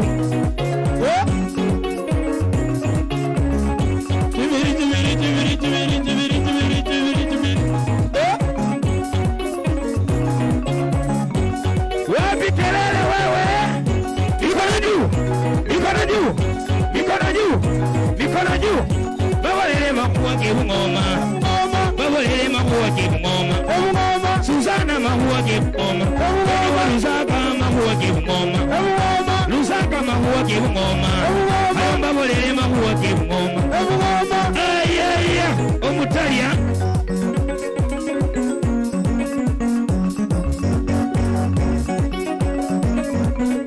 mabeka mabeka mabeka twende mpaka chini chini chini chini hey! Kila mtu twende chini chini chini chini haya penduka penduka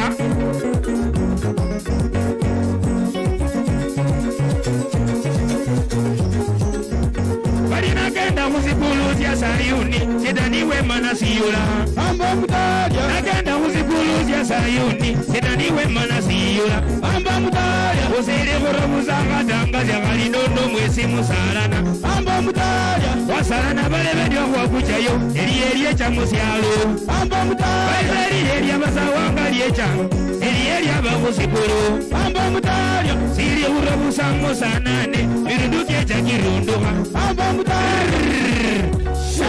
asante asante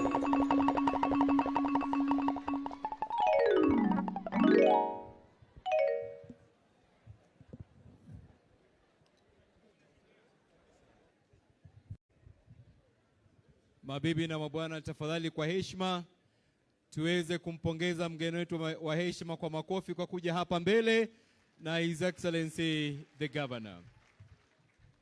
Guest of honor, Madam, allow me now to invite June Ogola to take us through the rest of the remarks. June.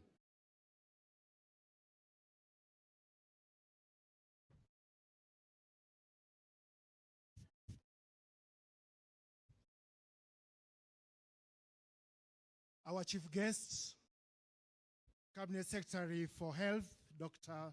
Susan Wafula Nakumisha, the governor of this great county of Bungoma, His Excellency retired Honorable Dr. Ken Lusaka, the Deputy Governor, Her Excellency Jennifer Matiang'i, the Deputy County Commissioner of the great Bungoma County, Mr. Duncan Okwach, the DMS, the Director of Medical Services, Ministry of Health, Dr. Andrew Mulwa, the Chief Executive Officer, National Syndemic Diseases Control Council, Dr. Ruth Laibon Masha, the Chairman of the Board, Kibabii University,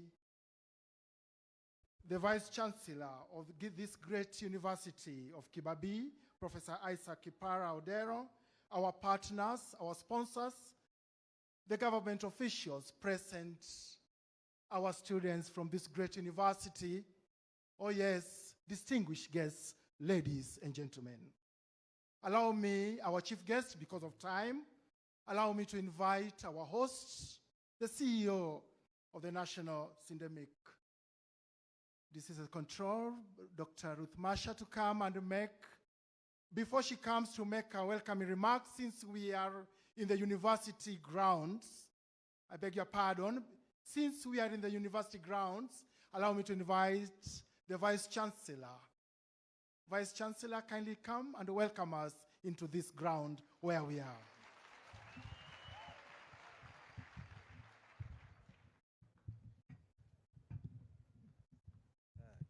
Good. Cabinet Secretary, Minister of Health, Dr. Susan Wafula Nakhumicha, His Excellency Right Honorable Kenneth Lusaka, Governor Bungoma County, Her Excellency Jennifer Mbatian, Deputy Governor Bungoma County, the CEO of National Syndemic Development Council, the Deputy County Commissioner, Duncan Quach, Chairman of University Council, Kibabii University, the CEO, I think I've mentioned Dr. Ruth Laibon Masha, distinguished guests, ladies and gentlemen, good afternoon. Kibabii University, can you welcome the visitors? Thank you very much. I wish to just ask members of management, but before members of management stand, Chairman of Council, please just stand and wave to the congregation. Thank you. University management and staff, just stand and wave, please. Yes. Students, once again, can you stand? Can we hear your noise, comrades?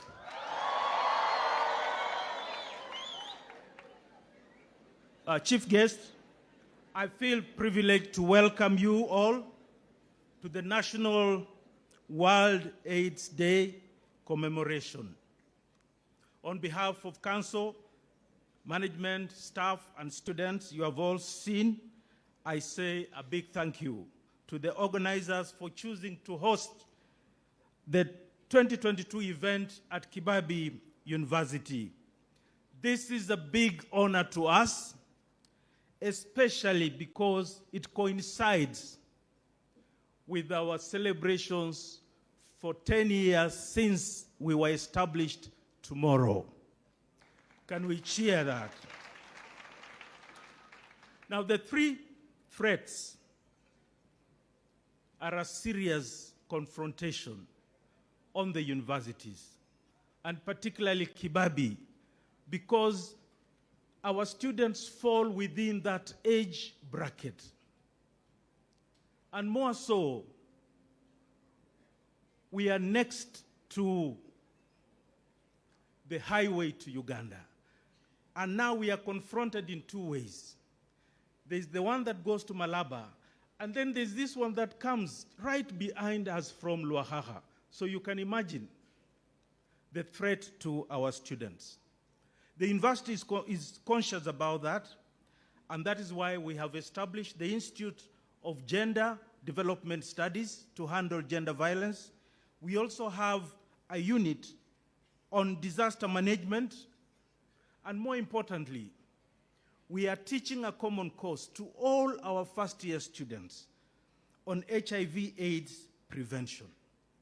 We have gone further and strengthened the peer HIV/AIDS educators. And most of the students here are peer educators who support their colleagues. I wish to invite you to enjoy the serene environment of Kibabii University, a conducive environment for learning. I hope you're going to recommend this university to somebody you meet when you get back home. With that, Chief Guest, I wish you a successful event. Thank you very much.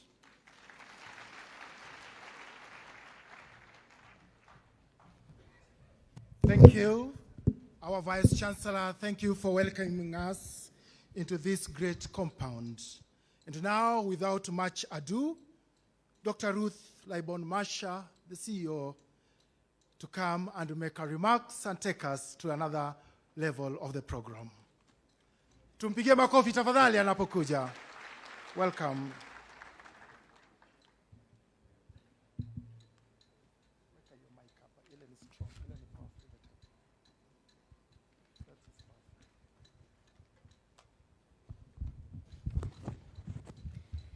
Thank you very much, MC.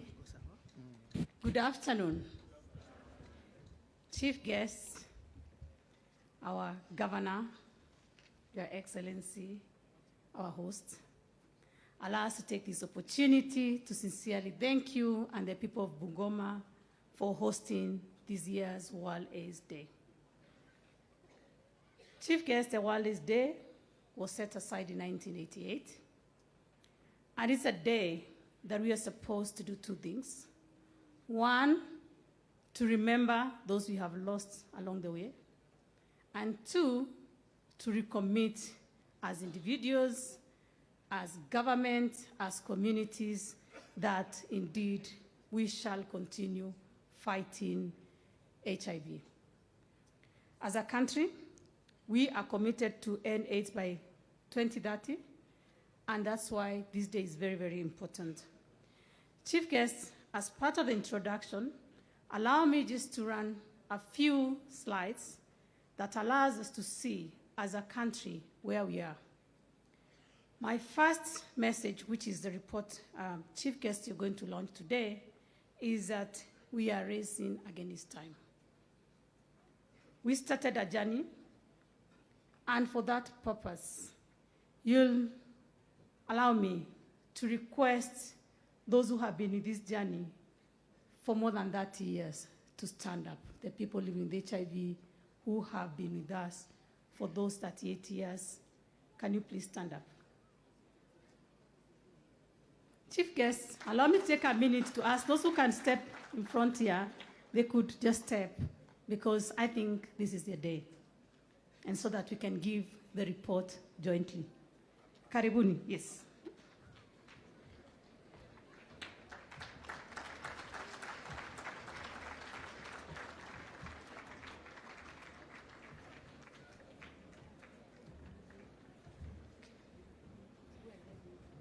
So we started this celebration by having our governor donate for us trees, and we came together as a community.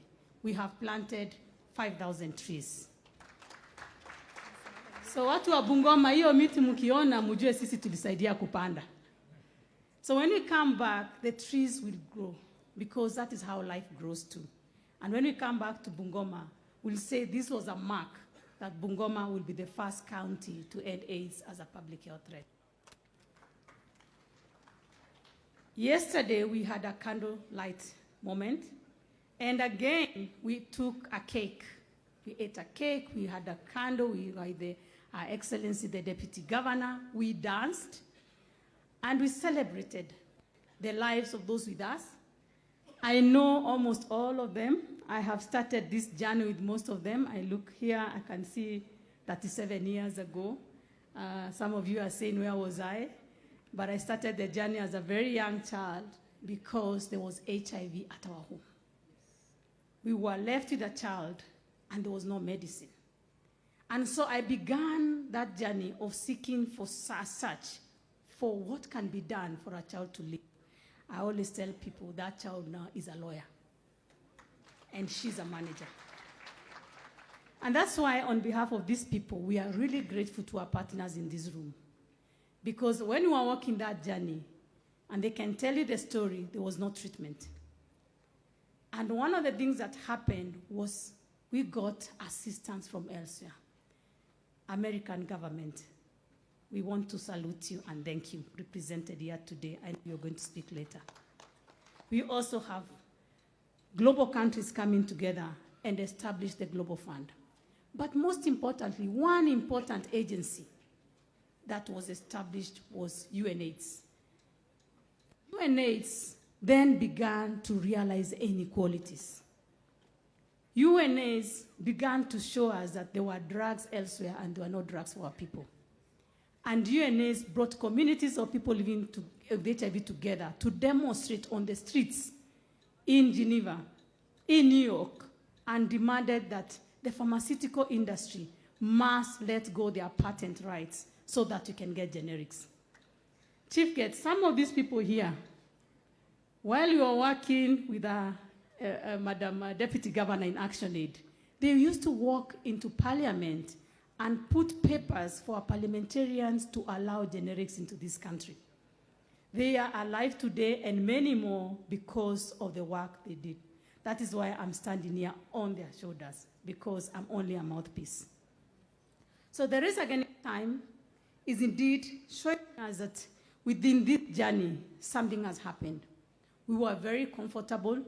I've had young people tell me, I have seen ourselves being complacent, but something began to show and rear its head out. We then realized that as we were speaking, we were again growing another epidemic. As you can see, Chief Guest, majority of these people are older. But then, if I call the younger people getting HIV today, they would be also more and more. So we were stuck in a vicious circle. So last year, for the first time in 10 years, new HIV infections increased. And from around 32,000 to 34,000. And this was a warning sign. Something is amiss. And when we tried to look at where we are off track, we realized two things. One, we are off track children. And the reason we are off track with children, because we have allowed children to be mothers. So we are having a conversation with children on how to protect themselves from HIV and how to protect another child from HIV. Because we are dealing with something is not just a disease, but a society problem. And that's how the triple threat came to be. We examined the transmission rates. Chief Guest, none of the counties reached the 5%, less than 5% transmission rate we had envisioned in 2021. Indeed, as a country, we only reached 8.9%. We missed that target. In addition to that, while we are seeing Botswana, who have a high epidemic like ourselves, saying that the WHO has pre-validated them to eliminate new HIV infections among children, we are still stuck with more than 5,700 new infections among children. Wananchi, hiyo ni kitu mzuri. So we then began to ask ourselves, where are the new HIV infections coming from among children? One of the things that you're going to see is that the mother who transmits HIV is not on treatment. And even when she's on treatment, sometimes she drops off treatment during breastfeeding time or pregnancy time. And why does she have to drop treatment? It's because we are stigmatizing. And so they come to the facility, they are given education, but when they go to society, they get discriminated. The first question we had to deal with was when they were not breastfeeding. And now we said, there are drugs, let all mothers breastfeed. But now, this mother go home, the family support is still missing. The other challenge we are having is the new infections among young people. Chief Guest, if you look at the people who are getting HIV infections, they actually terminate at around the age of 44, going downwards. So you have children. But when you examine downwards, you're going to see from the ages of 15 to 29 and 15 to 24 are contributing majority of these infections. In fact, about 52%. The adolescents who we are coming here to speak about in terms of triple threat are also having the same challenge and last year the new HIV infections also increased. Something else is of a concern for this year is the increasing number of child pregnancy, 10 to 14. So when children 10 to 14, we are counting last year 21,823. Those are the only ones that were reported within our system. We have many that are not reported. So who impregnated our 10-year-old child? Chief guests, we are lifting up the veil. We have to agree that we have incest. We have to agree that we have defilement. And we have to agree that sexual violence among children has reached a level that we have to say there is danger. Total adolescent pregnancies are also not being left behind. I also want to mention on that sexual violation, it is babies 0 to 9 that is also of a concern. If you look at the number of children last year, there were 2,912 children aged 0 to 9 who are attended in our facilities. Where are these children? Who is doing this? How do we sort out this challenge? When you look at the adolescent pregnancies again, we have been saying it is COVID. Chief guest, I want to correct, even before COVID, the data shows there was something wrong. In 2018, we had the highest numbers of teenage pregnancy in this country, 427,135, 2018. We are making progress. Last year, we had 300,016 and 187. So that progress is not fast enough. And we must start to see what we need to change. We also have interventions such as prophylaxis, PrEP, post-exposure prophylaxis. But when you look at our discordant couples, we are also not seeing them accessing the medicine. I know we have been speaking about commodities, but Dr. Muller here will tell you, even when commodities are available, we still are not accessing. So there's something we must do differently. We also have populations that I must speak about, and these are populations, we call them key populations. They're in conflict with the law. They are brothers and sisters. They live with us, sex workers, men who have sex with men, and people who inject drugs. Chief guests, in this area as a country, we have done well. And I think we need to clap for ourselves. In 2009, those populations were contributing about 33% of the new infections. In 2020, that contribution had gone to about 13%. So indeed, we have made progress. But within that cohort, we are having a challenge of one population of the ones who inject drugs. Not only have the numbers increased, but also the need for us to intervene.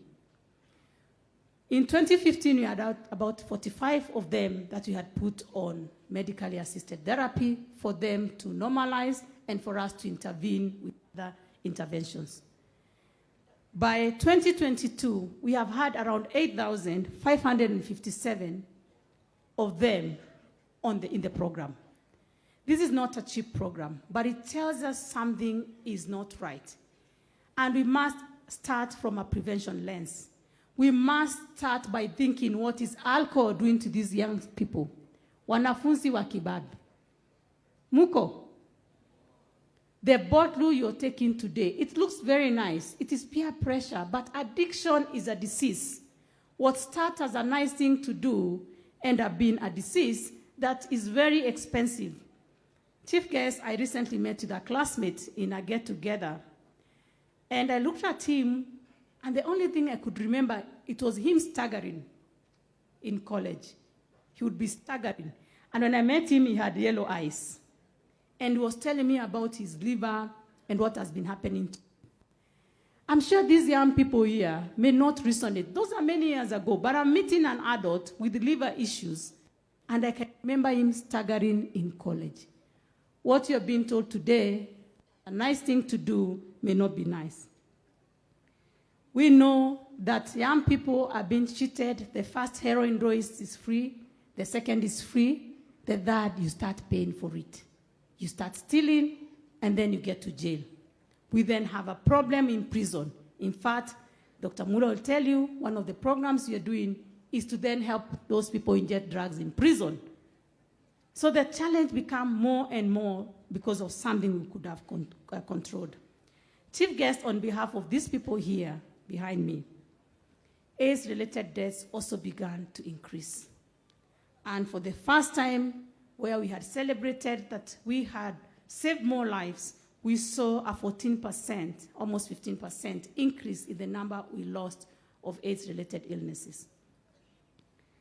And of this, there were 8,291 men older than 30 years and above, as compared to 6,923 women of the same age. So why are men dying? We have looked at the data. Men are dying because they are not getting tested, and when they get tested, they don't stay on treatment, and then because they don't stay on treatment, they don't get a viral load to undetectable levels, and therefore we lose them. Chief guest, indeed, we find men in the TB clinic. And by the time we find them, it is almost in a situation that we can't reverse. Across the country, we know that those deaths increased in 35 counties. But let me just point out a certain county, not to shame or name, but just to say, as partners, we need to go there and check Samburu County. And those counties are counties we are leaving behind. We are leaving behind because we think that they don't have a large epidemic, but they are losing lives. So we must save because every life counts. For the men, similarly, we must do something. We are also leaving children behind. We find mothers in the hospital taking their medication, but not the children. Sometimes we doubt the data until one of the guys who developed the model told us, so you want to tell me your mothers give birth, so where do the children go? And we kept quiet because we knew that their mothers going to the clinic and leaving their children without medication. So we must do something. I must also say, finally, that we must look at aging with HIV. Some of these people here have established what is called the elderly network of people living with HIV. And they understand one thing, that as you age with HIV, something else sets in, cancer. We lost Joe Morioki. Where is Joe Morioki's son? Here he is. Joe Morioki was the first person who braved stigma and walked inside a media station and said, I am living with HIV, and went around schools, went around churches, telling people that he had HIV. And his son is here because he has taken over from the son, and from the father. And what he's saying, he wants to work on comorbidities. His father did not die of HIV. He lived with HIV, he got the drugs, but he died of colon cancer. So he has taken a journey, and he's going everywhere telling us we must treat comorbidities. And he did. Unataka kusalimia wananchi? Aya, salimiana. Bwana Yesu asifiwe. Praise God. I am Eric Munyere Murioki, and I am grateful to my dad and all these people standing here. Thank you very much, madam, for giving me the opportunity. Mbarikiwe sana. Thank you very much. And indeed, Anisia allowed to take a clip of her in our report. And I'm pointing at her because she got COVID last year. And then she called me and said, first of all, she texted and she was in ICU. But then later she said, I thought I was going to die of HIV. But then I found myself wanting to die of COVID. And I decided, no, I cannot live 37 years and be taken away by COVID. So she now is reminding us that we must equip every hospital, because she says she was lucky. She was in Kenyatta University Hospital. But then she's saying those others with HIV who also got COVID, many of them succumbed because, of course, of the immunity issues. So she's calling us out for that. Finally, I know they have been on our neck for commodity security. And I must admit, I think we've never gotten a better cabinet secretary. Because when she was appointed, I clapped my hands, I said, she knows the supply chain in and out. She knows even how you can't just walk and bring the drugs tomorrow. She knows the length of time. She knows the industry. And I can assure you, as we give her support as technocrats, she shall be able to solve this issue. So we are promising the journey ahead is tough, but we'll do everything possible, and I know she's committed to do that. We also want to say that indeed, the gaps are there, but we also appreciate this group. Chief guest, when we had a challenge on ARVs and we were splitting the drugs, there was an uproar. But then I called them, I said, which is better? Tell me the solution. Should I let you keep your 3 months drug and let your sister or brother die? And this group, they are the only ones who came and supported me and said, split the drugs. Tell the ministry we are okay with that. So we want to thank you because you have been an intergenerational change that you want to achieve today. Thank you very much, and indeed, we are privileged to have you. Asanteni sana. So, Chief Guest, without breath, allow me to invite partners who are not going to salute the long salutation. Your Excellency, the Governor will allow us to cut short that part.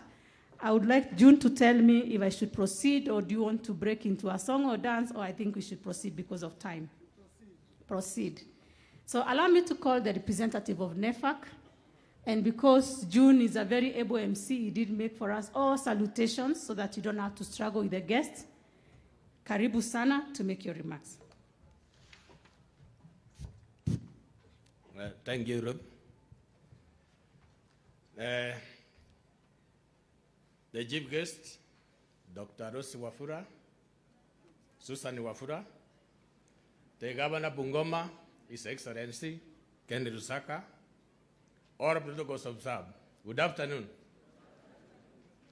As Ruth Master said, one day today we meet to remember those who have left us on their way and also to make new commitments on how we can end AIDS in the year 2030. So that we remember those who have left us behind, I will ask you, ladies and gentlemen, to stand in 1 minute in honor of those who have left us for a minute, just 1 minute silence.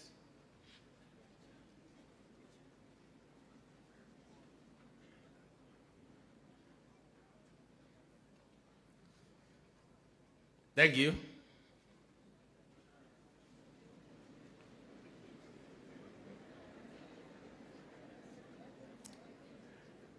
Yeah, it has not been easy. This journey has been fought by those who have left us, the pioneers. You have been told of Joe Morioki. They are others who started this journey.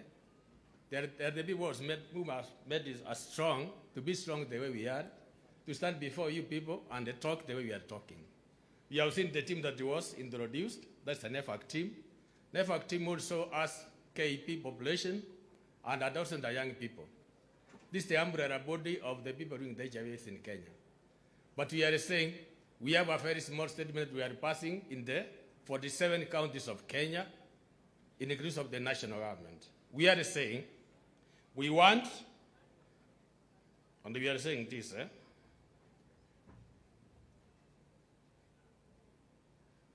we are saying we want HIV back on the agenda. On the budget, AIDS is not over. The response is in danger. We need money to equalize. Why are we saying this? The donor funding, HIV programs in Kenya, so much we depend on donor funding. We don't have our local mechanisms now to fund our programs. And Your Excellency, the Governor, before you join the director in that of health, sanitation in your county, admitted Max here, and he was asking for political goodwill so that we can be able to increase funding in the county. And I know you are coming from the national government. You are our speaker. You are going to mobilize this MCA so that they can also increase this budget so that the HIV activities can be improved in this country. Madam Susan, as Ruth has said, we are very lucky to have you as our cabinet secretary. We request you, please, lobby the leadership so that the funding for HIV is increased. Otherwise, we cannot be able to eradicate HIV/AIDS in the year 2030, as it is said. Those of you who are senior like me, late 80s, we were being told that the year 2020, every household will have piped water. Has it happened? So we should also look at the trends that we are moving with HIV, because what we have heard from here, new HIV is increasing, men are dying, and that one should worry us, because this issue of that if your wife was going for pregnancy test, and the test is negative, one say you iko sawa, me I'm also negative. We also have disconnected couples that in a family, one can be positive, the other one can be negative. So, as men, let's come forward, let's embrace testing so that we can eradicate this HIV/AIDS. I want to say, because of the interest of time, I want to say we are asking the government, please increase funding so that we have domestic funding for HIV response. Otherwise, we are very thankful for having been invited in this forum, and we shall be partner with the relevant ministries, particularly the National Syndemic Disease Control Council, led by our CEO and the chair here. And we are very grateful for working together. Thank you very much, and God bless you. Thank you very much. You saw June speaking to me, and he said, you must keep time. So for the next people I'm calling, kindly know that I am under instruction and due influence from someone else. It is not me. So with that breath, Dr. Samuel Kinyajui, kindly please step and make your remarks really short because of time. Thank you.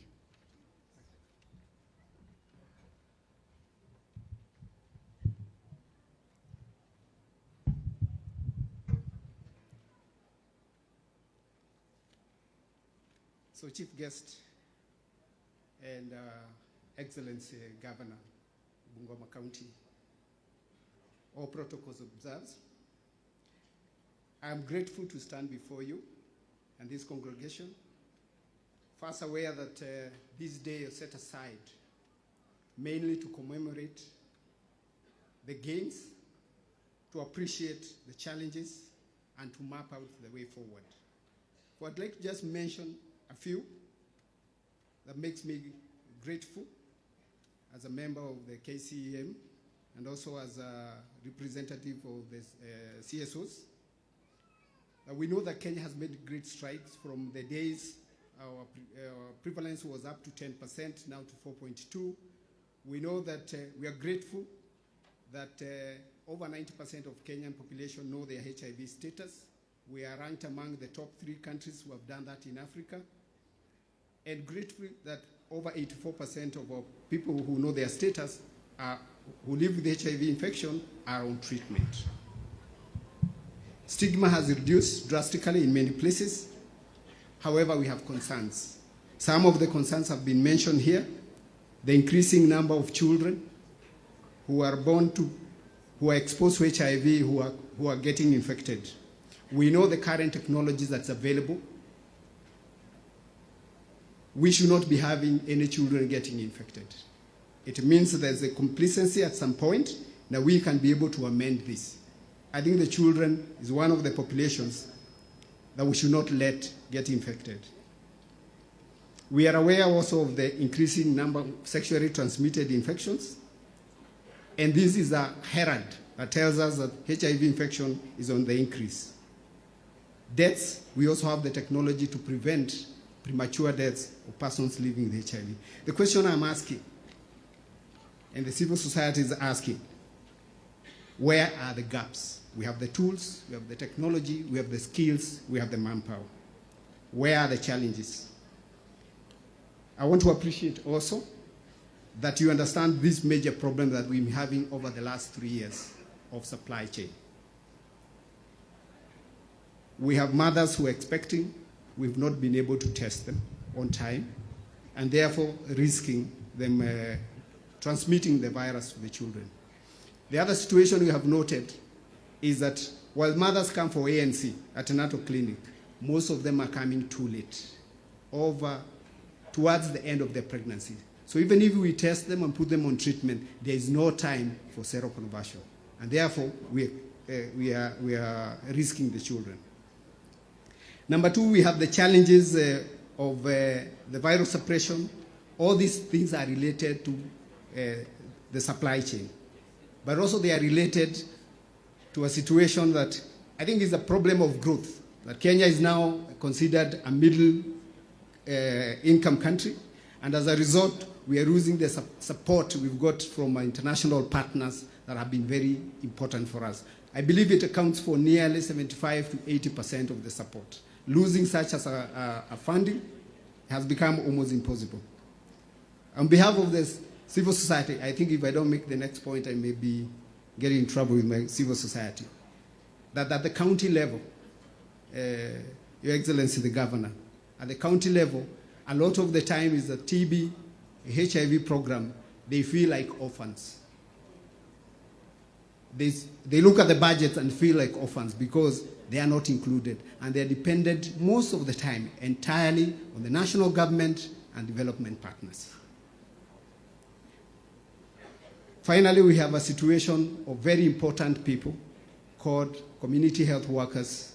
Sometimes we call them community volunteers. And when I hear the word volunteer, it's a situation where the partner or whoever is supporting them does not want to pay them for the services they give to the society. We know that the services they offer are valuable and strongly appreciate and recommend that they be included in a way to compensate them for their services. Finally, for the young people, I think we cannot talk about prevention without talking about condom. Condom not only prevents HIV, it prevents STIs, it prevents unintended pregnancy. It's our triple shield, and I appreciate if we can ensure it's available. Thank you very much.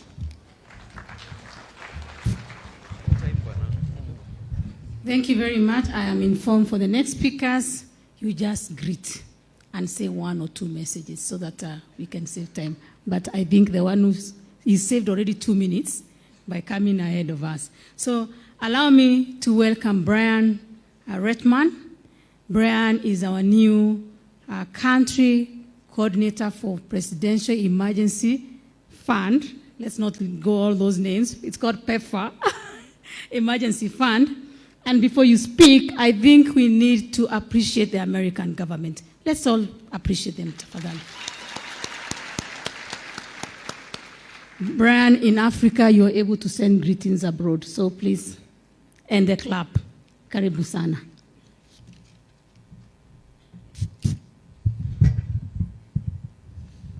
Thank you, Dr. Masha, and I will say all protocols observed.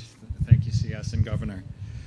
Ever since December 1st, 1983, we've decided to set aside this day to remember the 39 million lives that have been lost, but also to really take a look at the work that we do and celebrate the work that we do and the lives that have been saved, as well as the individuals who are living with HIV. It was really so inspirational to see everyone on stage and just the stories that we're hearing. So I'm grateful for those stories, and I'm hoping to continue to understand more as I continue working here in Kenya. The President's Emergency Plan for AIDS Relief, or PEPFAR, as was described, has invested more than $100 billion globally. But here in Kenya, it's been over $1 trillion shillings that have been invested since the beginning. And we're proud to work in concert with the government of Kenya, and tremendous progress has been made. We're currently over 1.2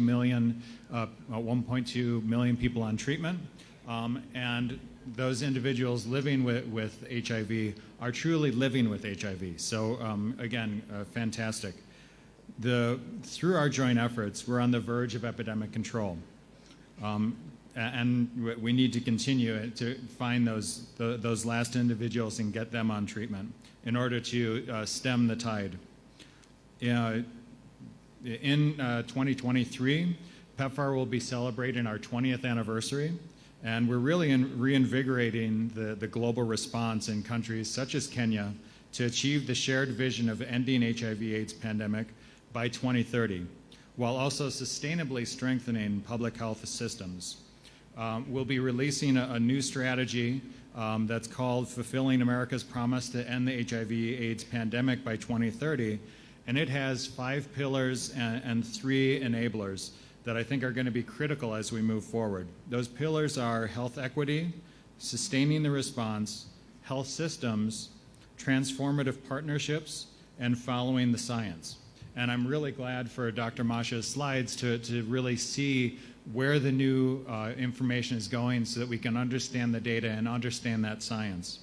The enablers are community leadership, innovation, and data. Again, data is really critical for us to understand where and how to do the work that we do. We do, of course, still have a lot of work to do, and the progress we've made towards epidemic control can be readily reversed without focused, sustained, and equitable action focused on both maintaining the gains made against HIV/AIDS and protecting against the emerging infectious disease threats. PEPFAR will continue to provide support to ensure that people of all ages, genders, population groups have equitable access to life-saving HIV prevention and treatment services. Equally important, PEPFAR also supports policies and systems that need to deliver effective, efficient, and sustainable health care, including for HIV, even in times of great public health challenges, such as COVID. I also want to thank PEPFAR's implementing partners for continuing to provide services and to use science to bring innovation and to their interventions.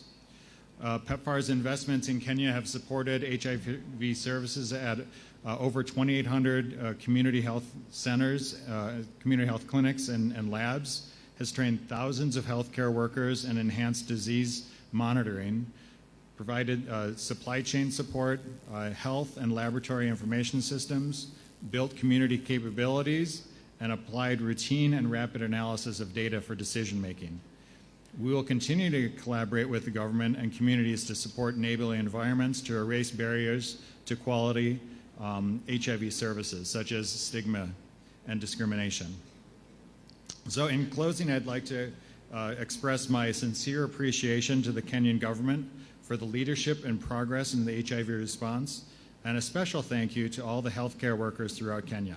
Asanteni sana.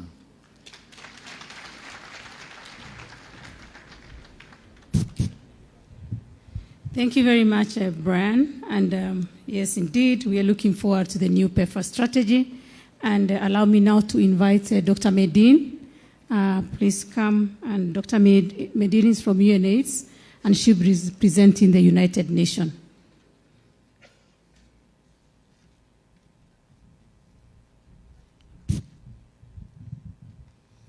Thank you so much, Dr. Masha. Chief guest, CS for Ministry of Health, Your Excellency, the Governor of Bungoma. It's my honor to speak on behalf of the United Nations family in Kenya and my own behalf at this very important event where we commemorate World AIDS Day. The global theme for World AIDS Day is Equalize, because we have so many inequalities. My executive director, Ms. Winnie Byanyima, she launched the 2022 World AIDS Day report in Tanzania, and she called it Dangerous Inequalities, because the fact or the evidence has shown us there is a lot of inequality that is driving or adding fuel to the epidemic. So it's very important that we are focusing on the inequalities. In Kenya, we don't only focus on the challenges or limitations, but we also need to celebrate the successes that the nation has achieved in reducing new HIV infection, but also becoming one of the largest ART program in the region. So congratulations to that, and we want to build on this success. The Global AIDS Strategy has 3 main focus areas. I don't want to go into details, but I want to highlight on the structural barriers that speaks to the national theme that is addressing gender-based violence, stigma and discrimination, but also looking at what are the criminalizing environment that we have so that it doesn't push back people from accessing services. I want to say that Kenya is becoming vice chair of the UNAIDS governing board starting January 2023, that is next year, in fact 1 month away. And then in 2024, it will become the chair of the governing board that will give an opportunity for Kenya not only to shape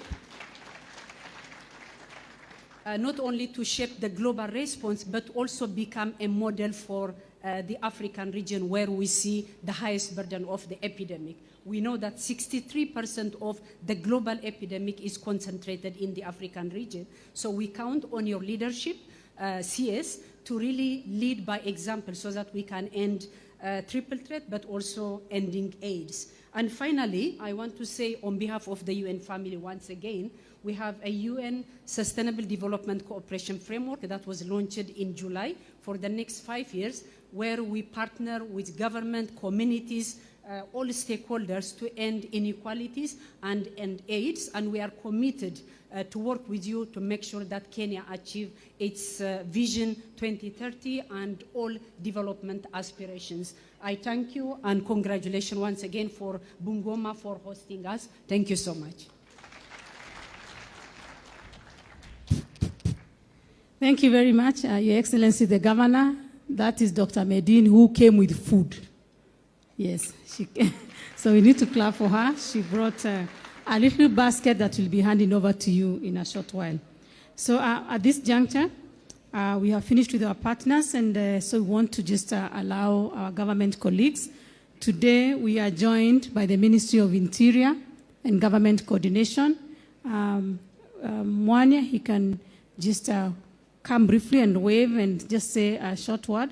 Ministry of Interior is our partner in the triple threat elimination. They are the implementing partners. They also are taking charge with the Nyumba Kumi initiative to address this challenge. One of the things that we are going to do with them is training chiefs, Nyumba Kumi, plus the community health volunteers. Karibu sana. Thank you, Daktari. Our chief guests and all other participants.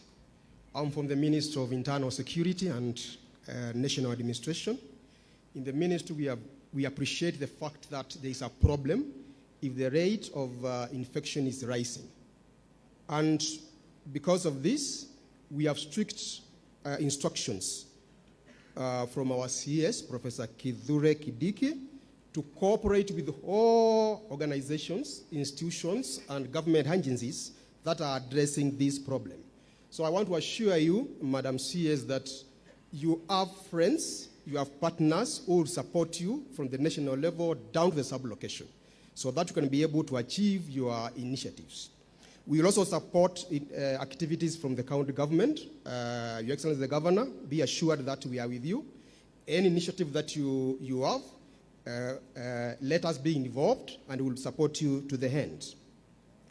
As the CEO has said, what we are going to do, one of them is to rekindle our fight against triple threat issues by retraining and sensitizing all our government administrators as from next year, so that they can approach this issue with knowledge. We will train all of them with support from Madam CEO, so that we can be able to address child pregnancies. We can be able to take our girls back to school. We can be able to allow smooth transition from primary school to secondary school for our girls, so that we minimize their chance of engaging in illicit sex. We also want the support of everybody, every leader, religious leaders, political leaders, in addressing some retrogressive cultural and non-cultural practices that our people are practicing.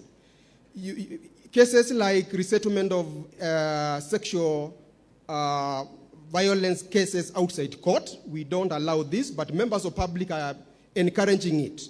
We in the Ministry of Interior, we don't encourage that. Those are criminal acts, and the police should take over and prosecute them. So we are asking all political leaders, religious leaders, and everybody in the community to support us reduce these retrogressive practices, either cultural or non-cultural.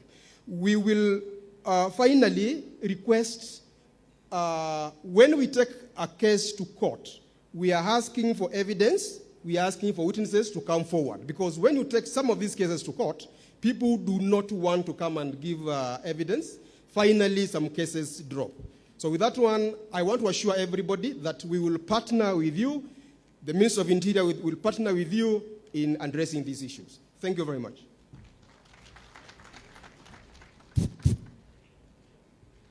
Thank you very much. Chief guest, we have, I would like to invite Dr. Mulwa so that he can recognize the chairpersons. Today we have chairpersons from a couple of agencies within your ministry who are present here. We also have board members that have accompanied here, accompanied their chairs. We have the principal of Medical Training College, who has been our host also together with the government. Is she here? The county government? Please wave wherever you are. Oh, there she is. She's been amazing. And the KMTC students have really been part of the organizing team, including joining the Kibabii students for everything.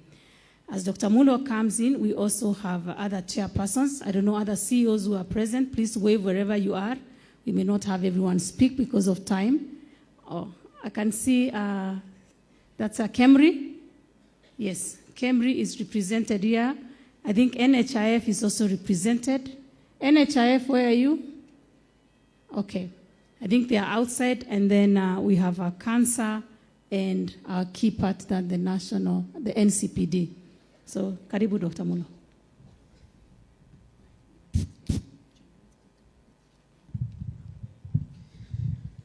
Thank you very much, Dr. Masha. Our CS, the Cabinet Secretary in the Ministry of Health, Madam Susan Wafula, His Excellency the Governor of Bungoma, Governor Lusaka, our partners, all protocols observed, ladies and gentlemen. Good afternoon. Mulembe mwesi. Mulembe soa. Mulembe soa. I think I am excited to join you today in today's event, having attended World AIDS Day celebrations from the year 2013 to date.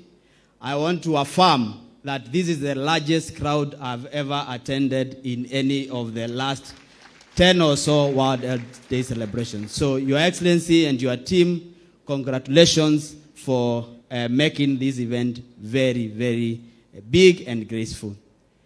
Your Excellency and CS, I want to recognize what Dr. Masha has shared with us, a reflection of the journey and the areas that we need to improve. And indeed, when I was listening, I realized, seated here, and anyone who has spoken in this podium has failed the young people and the children of this country. We have even forgotten, Madam CS, to invite a young person and to hear their story. That is indeed how our approach sometimes misses the point. The response of HIV to HIV/AIDS of yesteryears, I have actually been thinking I'm young. Indeed, I'm young. But when I talk to the adolescents and young people who frequent my office, I realize I am actually an ancestor. That is indeed a fact. And I want to break protocol a bit and invite one young person, Frederick Omanyala, the athlete, to speak to our young people. Karibu Omanyala.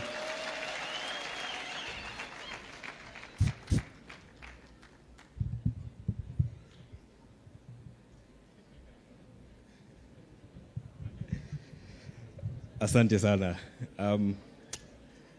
It's indeed a pleasure to stand in front of such a great crowd. Thank you, Mr. Governor, for allowing us to come and commemorate this day here in Bungoma. All protocol observed first. Good afternoon. I come from this county.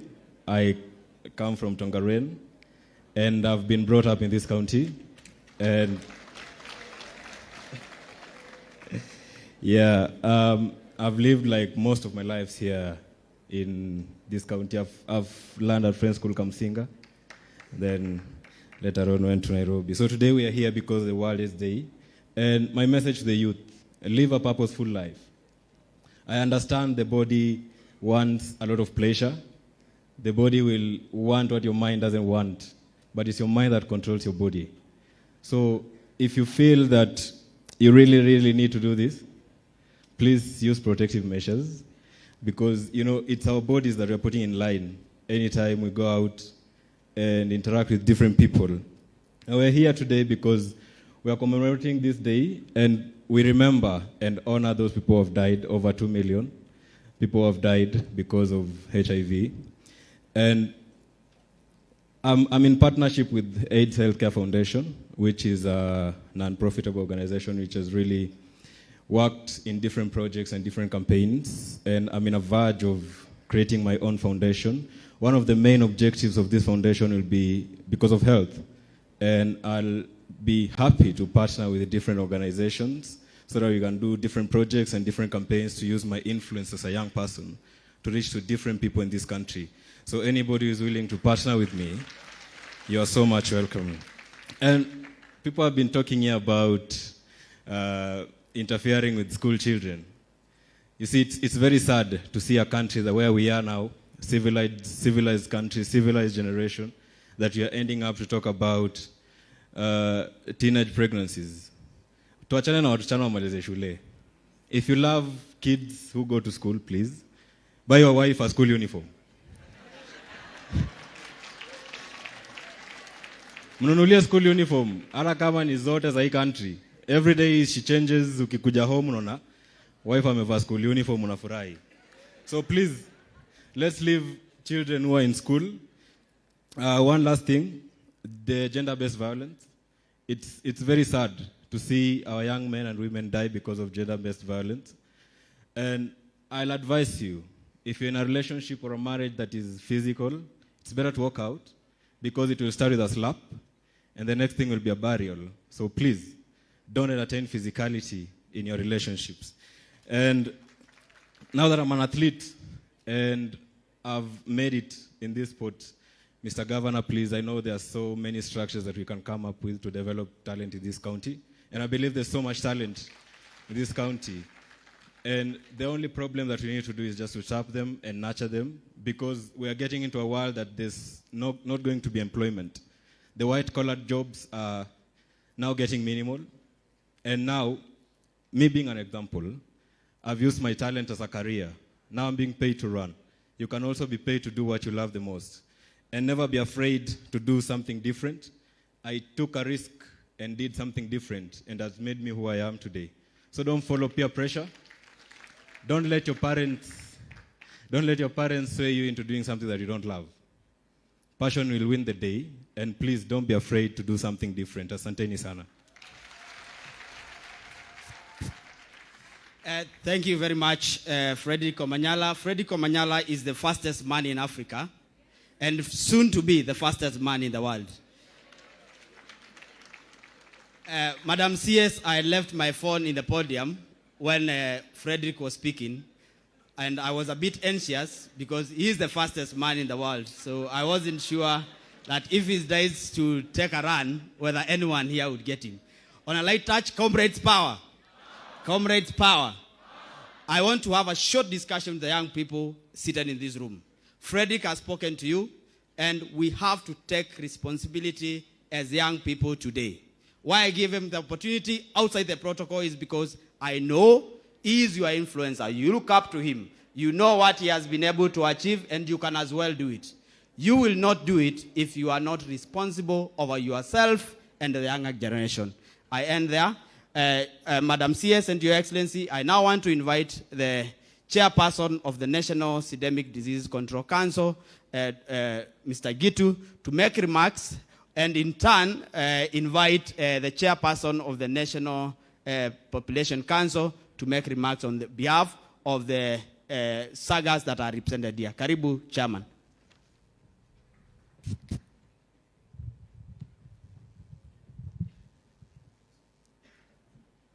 CS, Ministry of Health, Madam Susan Nakumicha, Governor, Bungoma County, His Excellency Kenneth Lusaka, all protocols observed. Habari zenu. I'm very delighted to be here today, and it is a great day when I see everyone here concerned with fighting HIV and the triple threat. Our chief guest, on behalf of National Endemic Disease Control Council, I thank you for joining us today and accepting to grace the 34th National Commemoration of the World AIDS Day. This year's global theme, Equalize, is a call to end inequalities that have slowed down progress in HIV response worldwide. In Kenya, the call for end of new HIV infections, pregnancies, and sexual gender-based violence among adolescents doubled. The triple threat is key to equalize our society. Mabibi na mabwana, Equalize is about embracing persistence, resilience, and empathy for others. In HIV response, we have witnessed the power of transformational leadership that has led to scientific breakthroughs, global solidarity, and generosity to expand access to services for all. We acknowledge all our partners for the success we have seen in the HIV response across the globe. We recommit to the 95-95-95 targets of ensuring that 95% achievement on knowledge and HIV and access to treatment and viral suppression. In 2021, 92% of Kenyans living with HIV are aware of their HIV status. Of those who know their status, 78% are on HIV treatment, and 74% of those are on treatment have achieved viral suppression. We call upon all of you to join us to achieve the national target, ending AIDS as a public health threat by 2030. We can end stigma and allow those scared of accessing services to do so without fear of discrimination. Let us equalize and save lives and end new HIV infections in Kenya. As I conclude, I would want to wish all of you festive wishes, prosperity of the new year, 2023. And I also want to say, I think the Western region is a very, very lucky region. You have leaders who are performers. I have had the advantage or privilege to have interacted with quite a number of your governors, Your Excellency Lusaka in where I come from. I also interacted with another governor from His Excellency Natembea. I've also interacted with Baraza in the tea industry, and you people have hard workers.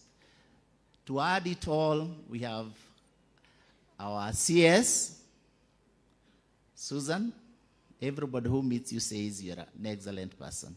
May God bless you. And thank you all. Merry Christmas. Happy New Year. Thank you.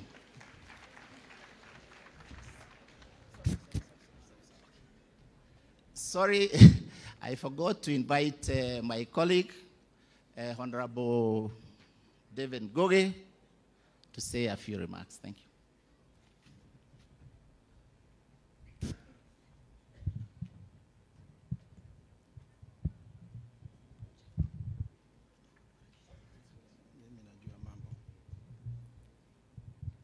Our our chief guest, Madam Susan, my friend, His Excellency, the governor for this region, Ken Rusaka, the representatives of the national government, all protocols observed. I had a long speech, which on account of time, I will not read, but I only want to say one or two things. National Council for Population and Development was set up in 1982, and our mandate is to coordinate and advise the government on matters population and development. We work very, very closely with this institution, NAC, which now has changed its name to Syndemic, blah, blah, blah. We work very, very closely. In fact, some people think that we are housed in the Ministry of Health. We are not. We are housed in the Treasury and Planning Ministry, the Department of Planning. On behalf of all the sagas who are here, I want to thank Ken Rusaka and also my colleague, the chairman, and Masha for organizing this conference. Now, there's only one word I want to say to Madam CS. This battle will only be won if we have multi-sectoral coordinated approach. And as NCPD, our mandate is to coordinate and advise the government. Already, we are running rates on the time limits that we set for ourselves, not only on HIV, AIDS, and these other emerging issues of teenage pregnancies, but all other development issues. So I would encourage that this multi-sectoral cooperation be exercised all throughout the government so that we can achieve the goals that we want to achieve. Thank you very much.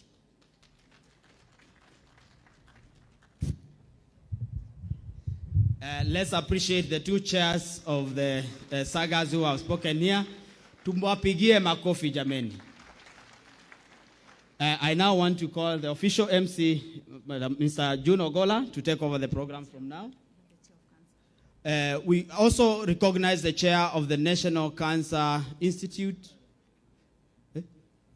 Yes. The chair, where is he?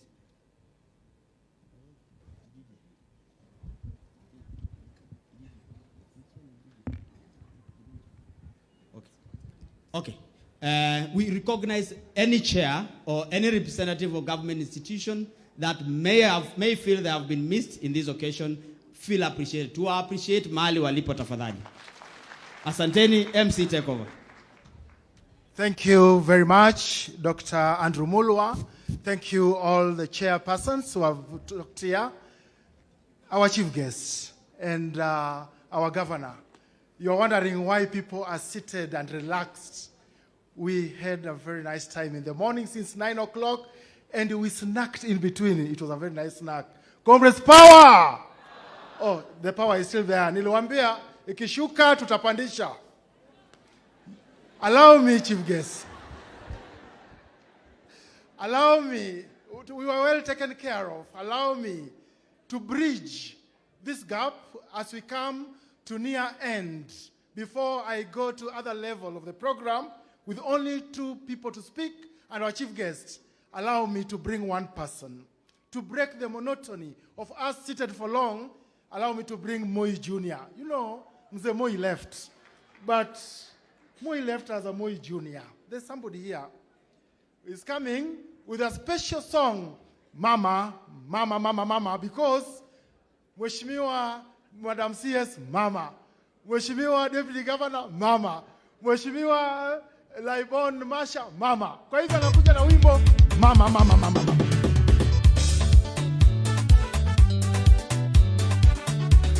DJ, 1 minute. 1 minute. Basi, Your Excellency,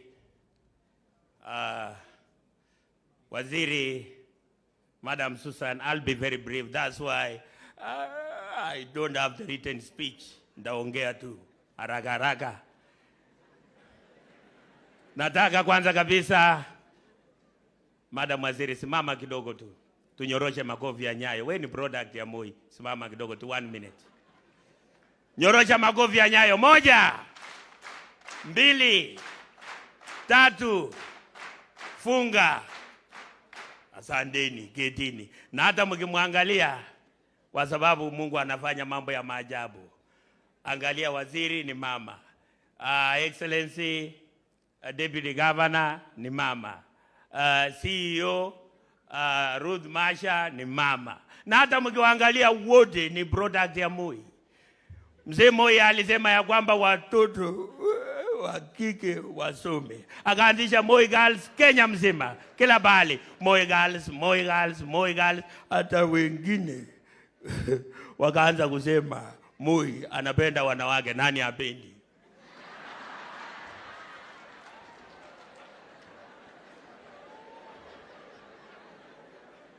Kwa hivyo nataka kusema ya kwamba Your Excellency, kwanza kabisa wacha nianze na wewe kwa sababu niko kwako, na niseme pia pokea salamu za George na Tembea, baba yangu, sio baba wa kiroho, baba ya county ya Trans Nzoia. His Excellency George na Tembea amekusalimia sana, na mimi najua ni rafiki yako.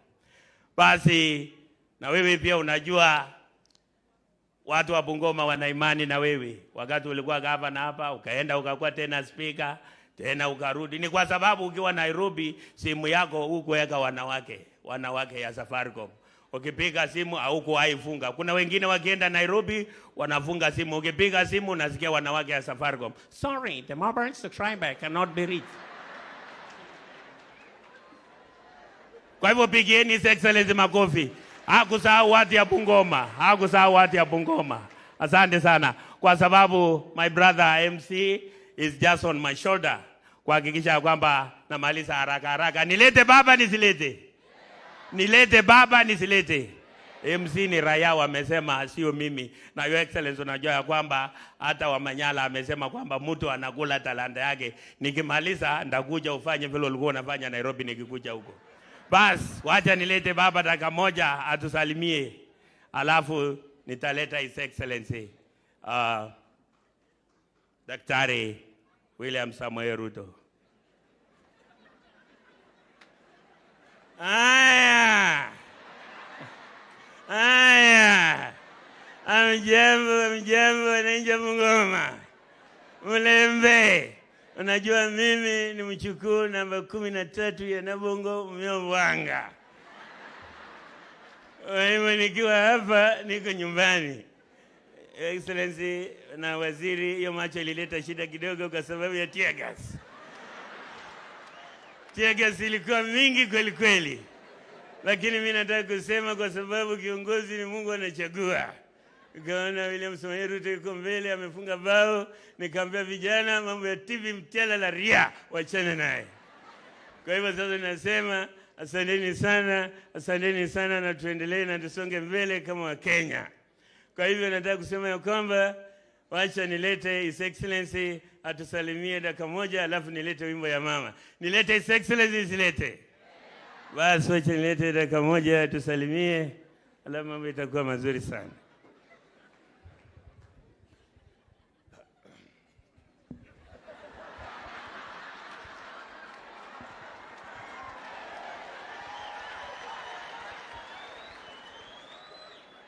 Bwana Yesu asifiwe.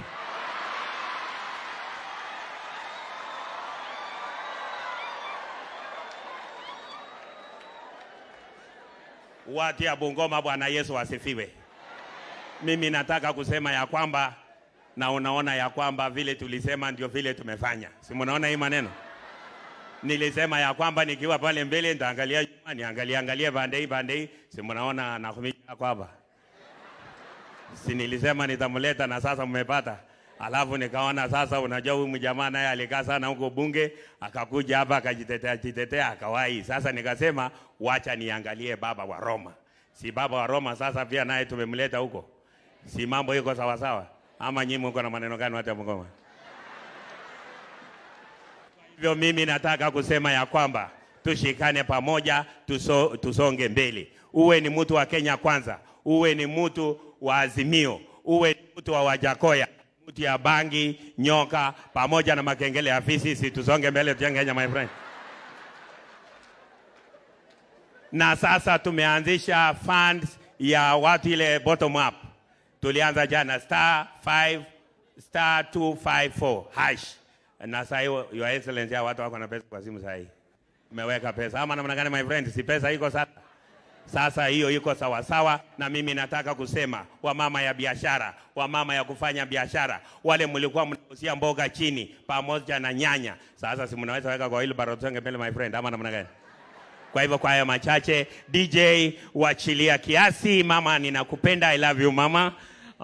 John, mimi najua natoka State House, hatuwezi kosana. Hivi tu watu tunafanya. Weka huko, weka hiyo, mama nakupenda. Na nishikie hii tangaza mjara. Makofi kidogo jamani. Makofi ya mama. Mama, mimi ninakupenda. Sauti kidogo. Mama nakupenda. Mama yangu wewe kipenzi cha moyo. Mama. Mama nakupenda. Dr. Nakumicha. Waziri Nakumicha. Mama tunakupenda sana. Dr. Masha. Jennifer, Deputy Governor. Makofi iko wapi jamani? Mama uliniambia sitaishi nawe daima. Utaniachia walimwengu wema na wabaya. Lakini muradi niishi nao salama. Mama kipenzi cha moyo wangu. Tangu niache mama miaka 13. Ulioniambia mama nimeyaona kwa macho. Wizi, kiburi, ni jela ama kifo. Ulinisaidia mama kipenzi cha moyo. Mama nakupenda. Mama hata gavana uliletwa na mama duniani. Waziri wetu. Mama nakupenda. Mama Nakumicha waziri. Kipenzi cha moyo wangu. Wamekata. Thank you very much. Thank you for that break. Thank you, Moi Jr. His legend lives. Thank you. At this moment, our chief guests allow me to bring on stage with a lot of humility the Deputy Commissioner, County Commissioner of Bungoma, to come and give his remarks and in turn invite the next speaker. Karibu, Bwana Commissioner.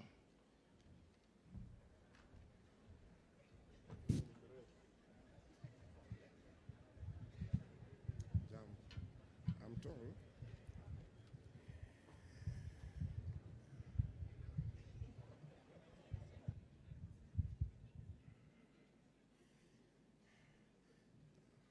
Dr. Susan Wafula, the CS Secretary, Ministry of Health, Your Excellency, the Governor, Ken Lusaka, ladies and gentlemen, good afternoon.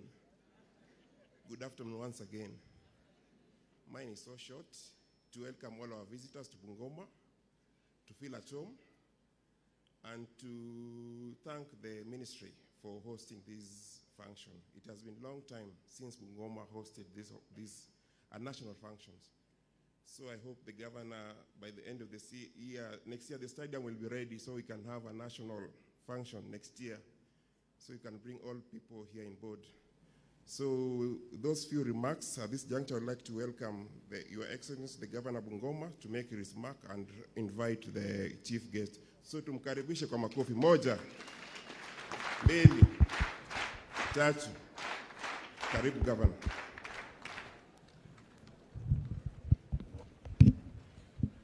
Thank you very much. Our chief guest, who is our CS, Minister of Health, Dr. Susan Wafula Nakumicha, all protocol observed in the interest of time. Allow me first and foremost to welcome all of you to Bungoma County on behalf of the people of Bungoma to our great county.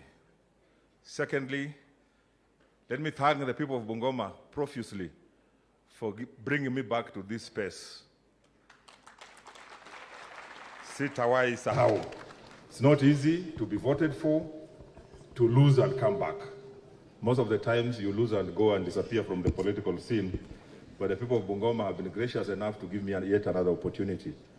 Secondly, I also want to take this opportunity to congratulate Madam Susan for this very well-deserved appointment as the CS Health. We feel greatly honored as people from this region, and we want to thank His Excellency President William Samoei Ruto for that appointment and for honoring what he promised during the campaigns. Thirdly, I would like to thank the organizers, Madam Masha and your team, for making this look the way it looks today. I've also been around in several of these functions, but I must admit that this is very well organized. It deserves a standing ovation as a national event. We are very happy and very, very, very proud as Bungoma to host this year's World National AIDS Day. Bungoma is strategically located because we are on transit, and that's why the numbers have been going up. And therefore, we've just come here as a wake-up call to see what we can do to address this problem.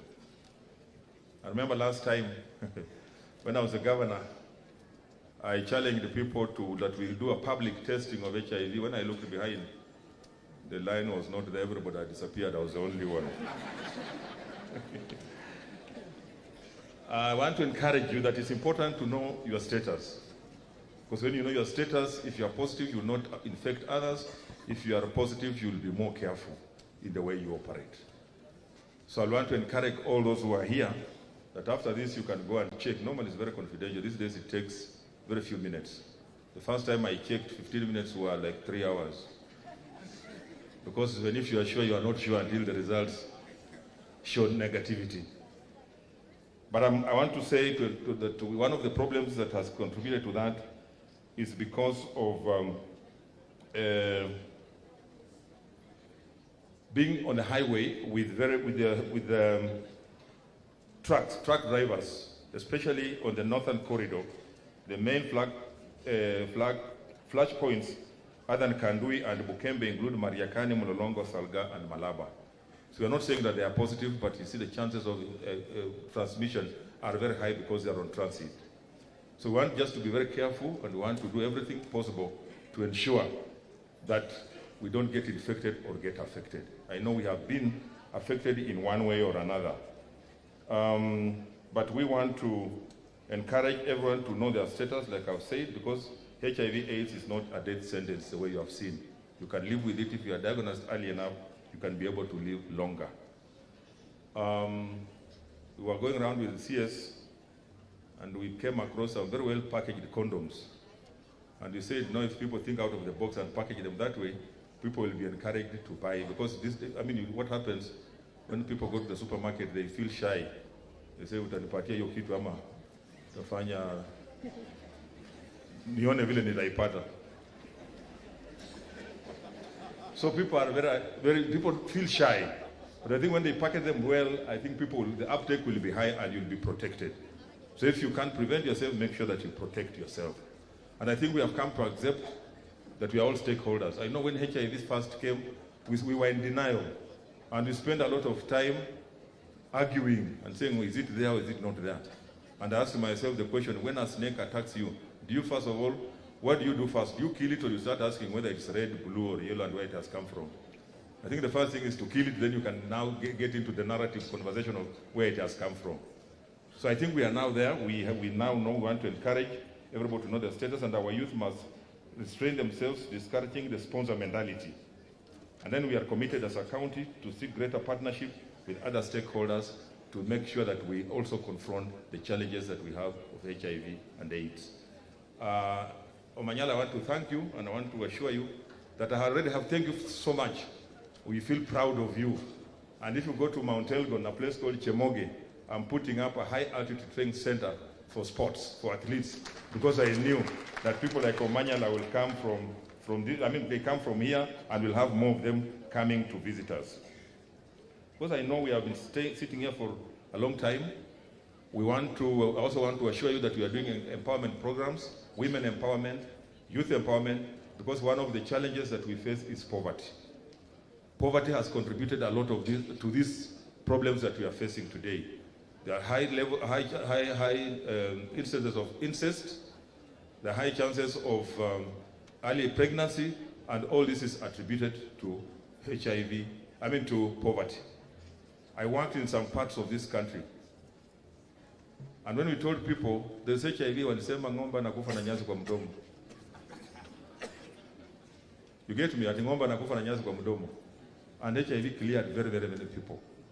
So we need to change our attitude. You don't need a budget to change your attitude. We just need to change our attitude towards some of these things, and I'm sure that we'll confront this challenge together. And I think we also shifted, Madam CS, we also shifted. When COVID came, I think we focused too much on COVID-19 and forgot about HIV. No wonder there's now a rise. So we need to go back and really focus on all these other diseases that we have as a country, so that we are able to move forward. But COVID was an equalizer, and I want to agree, even as a county, what we want to do is primary health care. We really want to focus on the rural facilities, because that is where most of our people are. We want to equip them, we want to equip our dispensaries, so that when you go there, you can get the treatment that you can get from, say, Bungoma Referral Hospital. That we are doing, and we are giving a lot of money to our health facilities. So I don't want to take a lot of time, because I know we have a long way to go. I want to thank the Vice Chancellor and your students, the comrades who are here, for hosting us. You are now our pride. Anytime we have wanted to hold a national event, you have been very receptive. And you have also had very disciplined comrades. I want to thank you, and when I'm settled in properly, I'll come to visit you properly. And you know what I mean. I normally, those of you who know me, I'm very magnanimous. And when I come, you will stay well that day.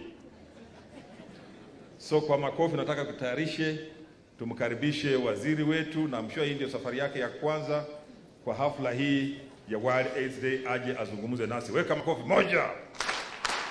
Tena. Tena. Tena. Tena. Tena. Fungua. Asante sana.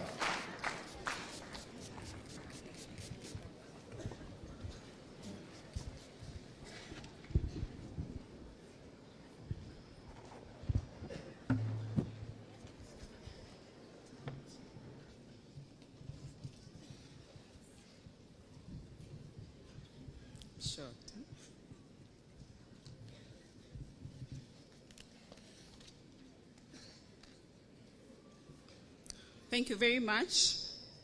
His Excellency Governor Bungoma County, Governor Ken Lusaka, County Commissioner, National Government officials present, County Government officials present, partners, communities of people living with HIV, Kibabii University fraternity, distinguished guests, ladies and gentlemen, good afternoon. It is an honor indeed to join you today as we commemorate this year's World AIDS Day. I thank you all for the time you have taken from your busy schedules to join and lead us in observing this day. And from Mulwa and Governor, I did not expect such a large gathering. I thought it will be very few of us. This day allows us to reflect on our accomplishments, examine our gaps, and grow our resolve to end AIDS as a public health threat in Kenya. Your presence here reflects your continued support and commitment to ending this epidemic. In more than 3 decades, our collective efforts have restored dignity and hope to people living with HIV and affected families. We also know that along this journey, we have lost more than 2 million Kenyans, men, women, and children to AIDS-related deaths. Ladies and gentlemen, our investment in the HIV response have yielded impressive results. People are more knowledgeable about the disease, with many of them adopting protective behavior and practices. And we have seen it here when those living with the disease were able to stand before all of us We have also increased the use of scientific technologies and tools and empowered communities to access HIV services. The initial sense of powerlessness that acquiring HIV would undoubtedly lead to untimely death experienced 38 years ago has been replaced by a movement of strong actors, including the communities of people living with HIV represented here today. Working together in our HIV response yielded a 58% decline in annual AIDS-related deaths from 52,964 in 2010 to 22,373 in 2021. This encouraging performance reflects a five-fold increase in the number of people living with HIV on life-saving antiretroviral treatment from about 250,000 in 2010 to 1.12 million in 2021. Ladies and gentlemen, even as we celebrate the progress we have made, we remain alert that this battle is not over. HIV cases increased by 7.5% in 2021. That is not a good thing, my fellow countrymen. While women and girls continue to bear the brunt of the new HIV infections, the treatment outcomes for men and boys remain poor. This is not good news. And I can tell it is the truth because I know the men, they have to be reminded to do many things, even showering, Governor. Therefore, for the women who live with men, please remind them to take their ARVs. We are also faced with the challenge of stemming new HIV infections among adolescents and young people aged 15 to 24 years.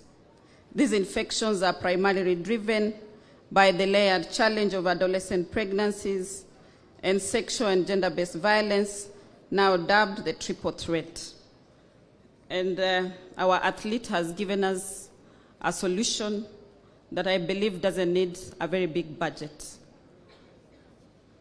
For us, kutengenezea wamama wetu uniform, sidhani ni bei kali kushinda zile nguo zingine wanavaa. I think it will be very easy. These overlapping challenges of new HIV infections, pregnancies, and sexual and gender-based violence among our children negate the gains we make in the health and education sector.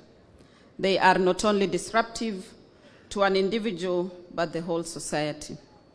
Child motherhood has long-lasting, severe health consequences for the girls. The government is committed to realizing the right to health through universal health coverage systems.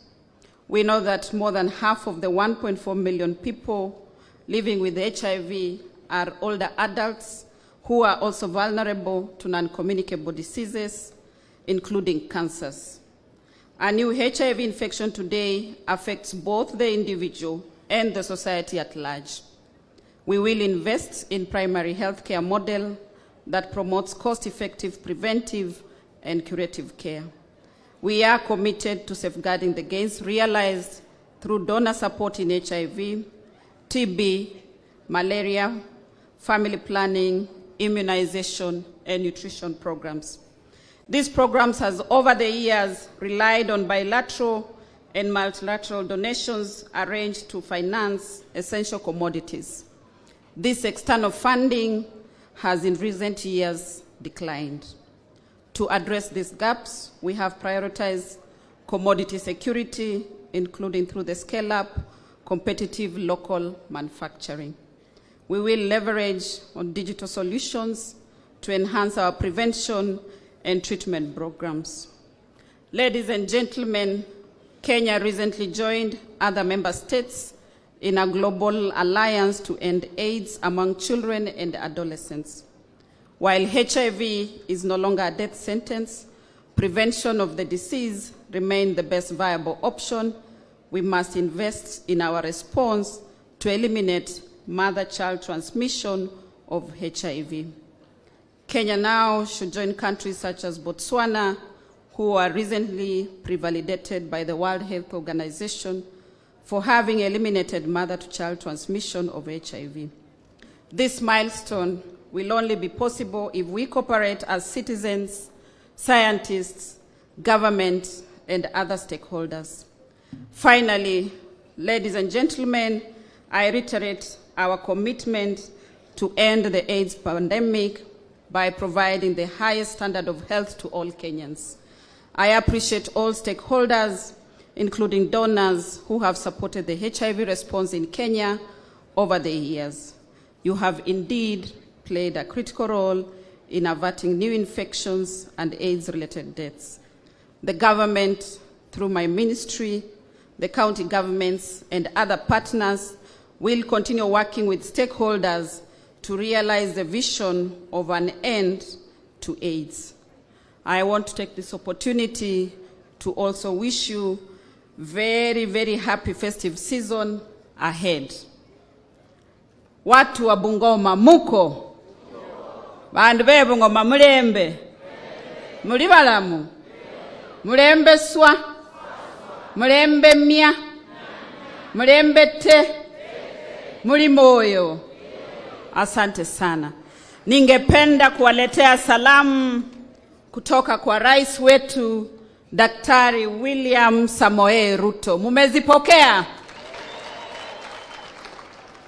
Pili, ningependa kuleta salamu kutoka kwa baba wa Roma, Speaker wa National Assembly, Moses Masika Wetangula. Mumepokea? Pia ningependa kuleta salamu kutoka kwa wabunge wenyu wote, vile niliwaeleza naja huku, wakanipatia kikapu cha salamu niwaletee. Mumepokea? Bandu befwe, simo mwami, wanakumija nyarake mebweni waba bandu, anga waziri wa afya. Mwasa angalile. Governor, baringira sebole dokenda tawe. Boneze saa ni hali hunde beino, barikira mwamba ngoma kuvuta kwake. Kusaba governor kukole nena wekasi. Mara lukendo luno angakola abwene kuikebuka on matters health abebungoma kuli abwene.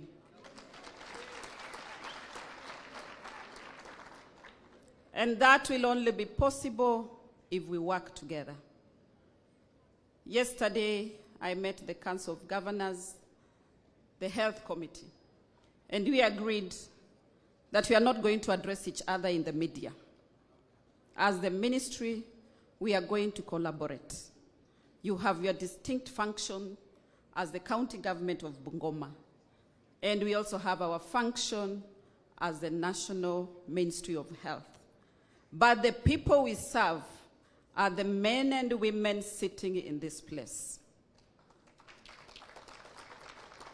Our clients, both for you, the county government, and my ministry, ni hawa wa Kenya. Kwa hivyo lazima tufanye kazi pamoja na tuwahudumie. Si namna hiyo? Comrades muko? Mupo? There could never have been a better time to bring such a function in this institution. As you have seen from the figures that have been projected, the age group that is most affected with the new infections is 15 to 29 years.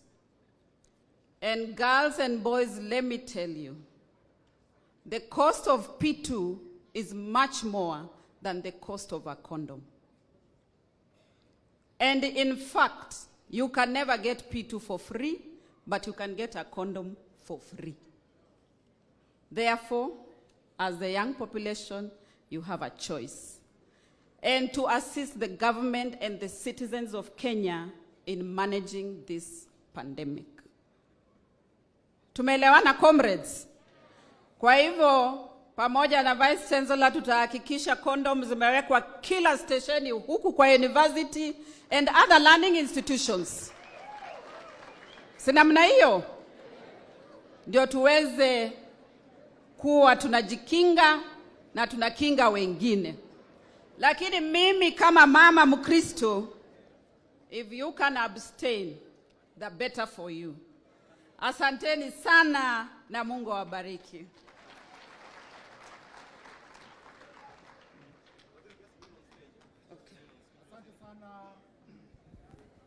Asante sana waziri. Tumpigie waziri makofi. 1, 2, 3. Fungua. May I request the rest of us to be seated as I invite the governor also on stage. The DG, the deputy governor, kindly. Chair National Aids and also Dr. Andrew Mulwa.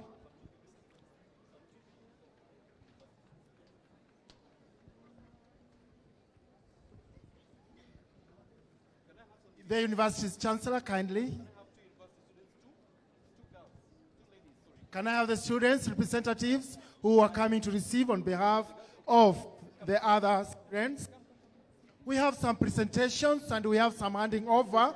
The first item to be handed over will be the sanitary pads, from step pads to the chief guests, and then from chief guests to these young girls who are representing others.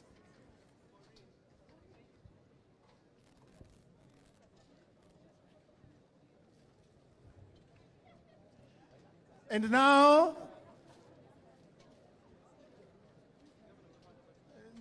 the governor will hand over. It's already been handed to the governor. Now the governor to the girls. Tuwapigie makofi.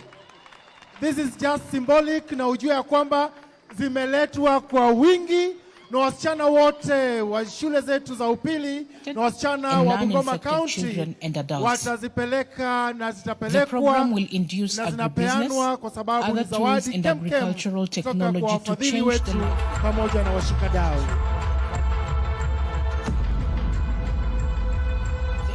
Basi tusimame kwa line vizuri tuonekane kwa picha kwa niaba ya wasichana wengine wote. Tuwapigie makofi tena wanapotoka.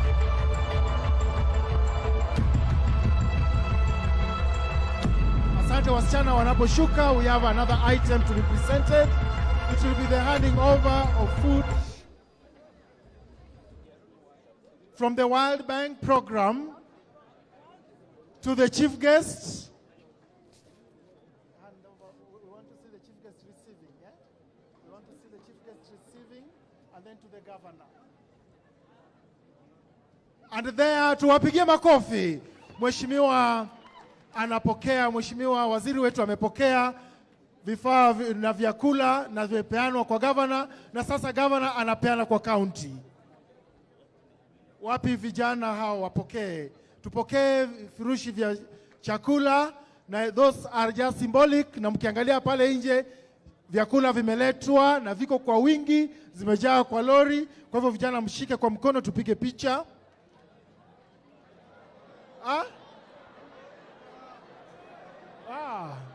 Sawa. Haya onyesha ishara. Tuwapigie makofi tafadhali. Asante sana. Tushuke nazo.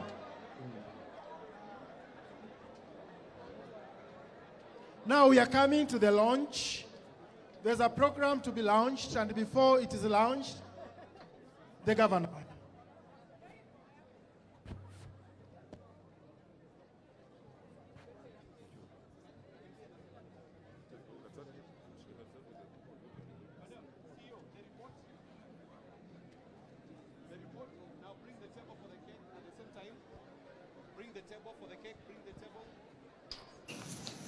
The Equalize program is a social entrepreneurship started on November 1st, 2022 by the Directorate of Special Programs in the Office of the Governor, County Government of Bungoma, to curb the alarming rise of new HIV infections in the county. Apart from the numbers being extremely high, there is much stigmatization and inequality in many civil and social services. The Equalize program will cater for both infected and non-infected children and adults. The governor is going to invite the program will induce agribusiness, other tools and agricultural technology to change the livelihood and attitude of the in the county. To invite our The Equalize program. The Equalize program is a social entrepreneurship started on November 1st, 2022 by the Directorate of Special 2022 officially launched. Tupige makofi tafadhali. And there it goes. And there, tupige makofi. Tupige makofi. Ripoti hiyo imepeanwa World AIDS Day 2022 hapa katika kaunti ya Bungoma.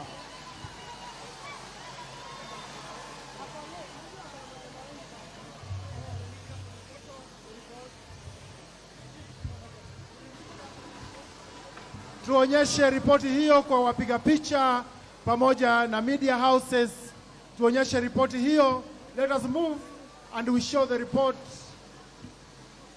It has been done. It is done now.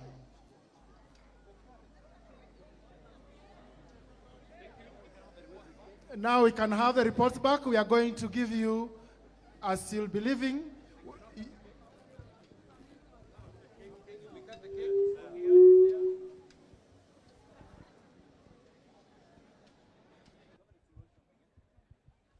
before we cut the cake, as we continue to prepare the cake, the governor is going to launch the Equalize program for the Bungoma County.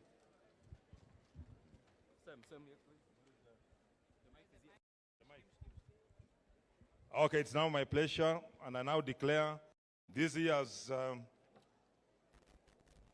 World AIDS the Equalize program for Bungoma County officially launched.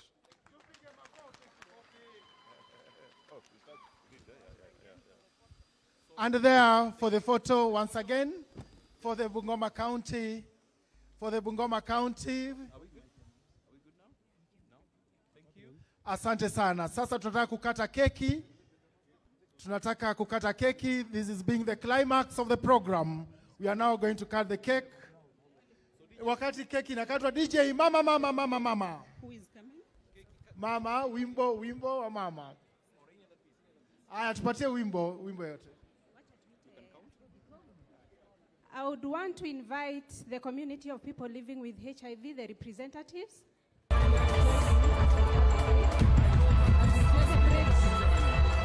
AIDS Day 2022. And we thank God for this fund. We thank you, our chief guests. Governor, thank you so much for being part of this process. Na tunasema tusawazishe.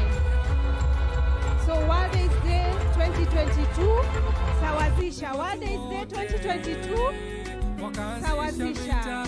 Ndio tutasawazisha mpaka resources, tutasawazisha kufikia every other person, even the marginalized and the poor. Come on guys! Watu wote tuamke, chapa kazi imarika. Tutashinda vita dhidi ya ukimwi. Kwa tumaini tutashinda. Vita dhidi ya ugonjwa wa ukimwi. Watu wote tuamke, chapa kazi imarika. Tutashinda vita dhidi ya ukimwi. Waweza zuia kuambukiza, waweza pimwa kila mahali. Ukiambukizwa usihangaike, tumia madawa, boresha afya, punguza virusi, sitisha maambukizi, you equals to you.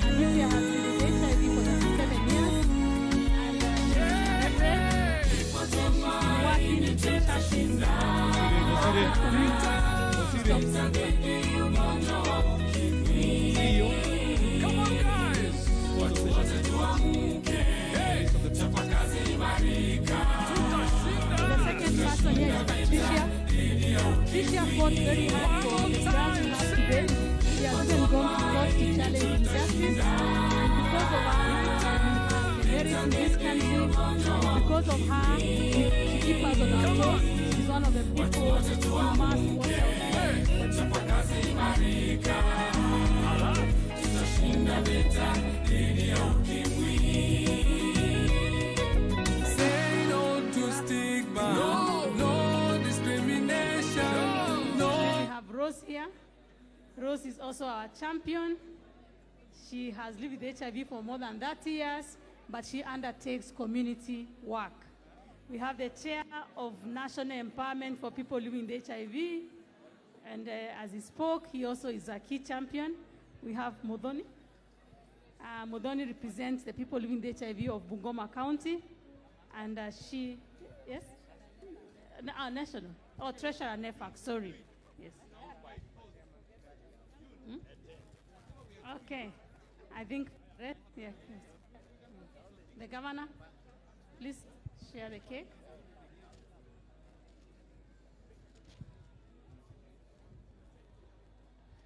Kanda Netel, chama ya wase.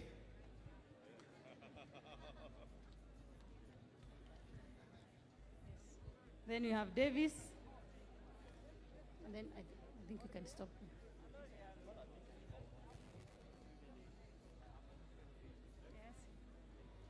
You're privileged to give the son of Joe a new champion. He has been a champion after his father and before, and of course other community members. Thank you very much. Kilifi County. Thank you, thank you. Thank you very much. Lazima shemeji achungwe. Thank you very much. As we wind up, maybe. Thank you. And now this is Bungoma County. Thank you. Let us all step down. Let's step down. Thank you. Let us step down, all of us. Thank you very much, Your Excellency. We may step down. Thank you. Please remove the cake for the photo session. Sorry. Our young people will give the guests a piece of cake. And the Please. representative is Shiko. Thank you very much. I'm requesting His Excellency, the CS and the DG to remain on stage as we do our photo session. Can you please remove the order list for the cake, kindly, and remove this podium for the photo session? Move the podium. Afande, move the podium. Can we have people to remove the cake? Protocol.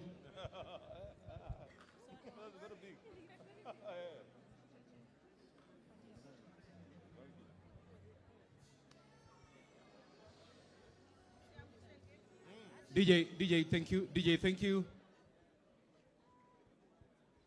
You, CS, and our governor, allow us to have a moment of photo session. And the first one is the CS, His Excellency, the DG, the Vice Chancellor, Ruth, Dr. Ruth, the Chair, National AIDS, and Andrew Mulwa. Please move forward for the photo session. Just a little bit forward, Your Excellency, the CS, kindly. Just a little bit forward. That is okay.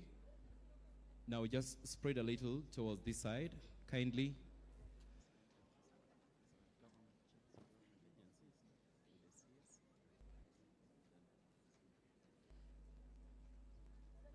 Thank you.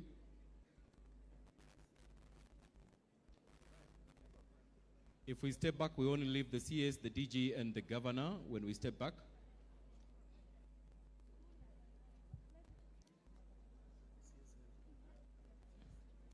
Thank you. May back a little. Can we now have the partners, USG, UN agencies, AMREF,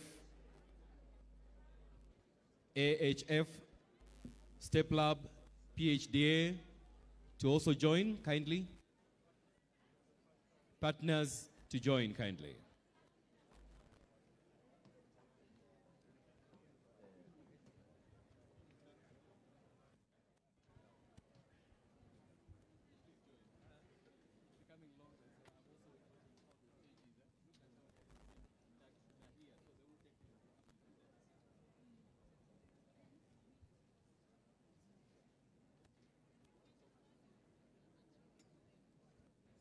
Now, can we have Your Excellency and the CS one more photo, kindly? One more photo, sir, please. Thank you. In 1 minute, Your Excellency. Governor, please. The CEC for Health and the county health team, the directors, it's very important, Your Excellency, we don't miss out these. Waziri, directors, chief officer, please, that one last photo. Thank you.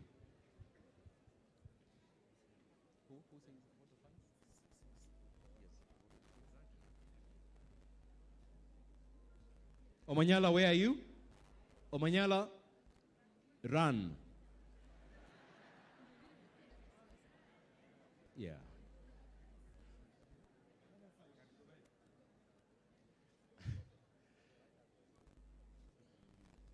People living with the HIV can join now. The last photo, kindly. Representatives, it's okay. Even two of them, one or two of them to come. One or two of them to come, thank you. That's the last photo. Two are enough, thank you. That's the last photo. Thank you, two are enough.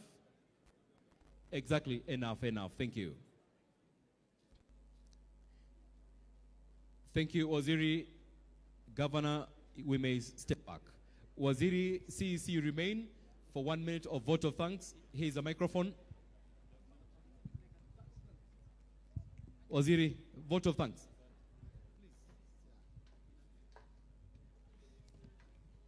Thank you, Master of Ceremony. I've been told to do this in a minute. Order.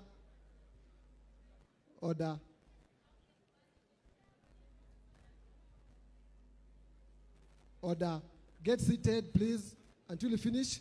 So, quickly, I want to appreciate the CS for Health, Dr. Susan Nahumicha, for gracing this event, and 2, for accepting to come, and 3, for choosing Bungoma to host the World AIDS Day.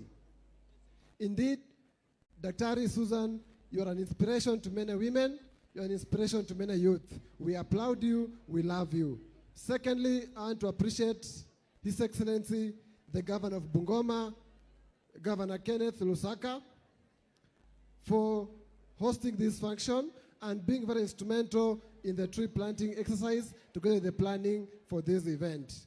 The Deputy Governor, Pastor Jennifer Mbatiani, we want to applaud you for the effort you have made, especially in the pre-AIDS activities.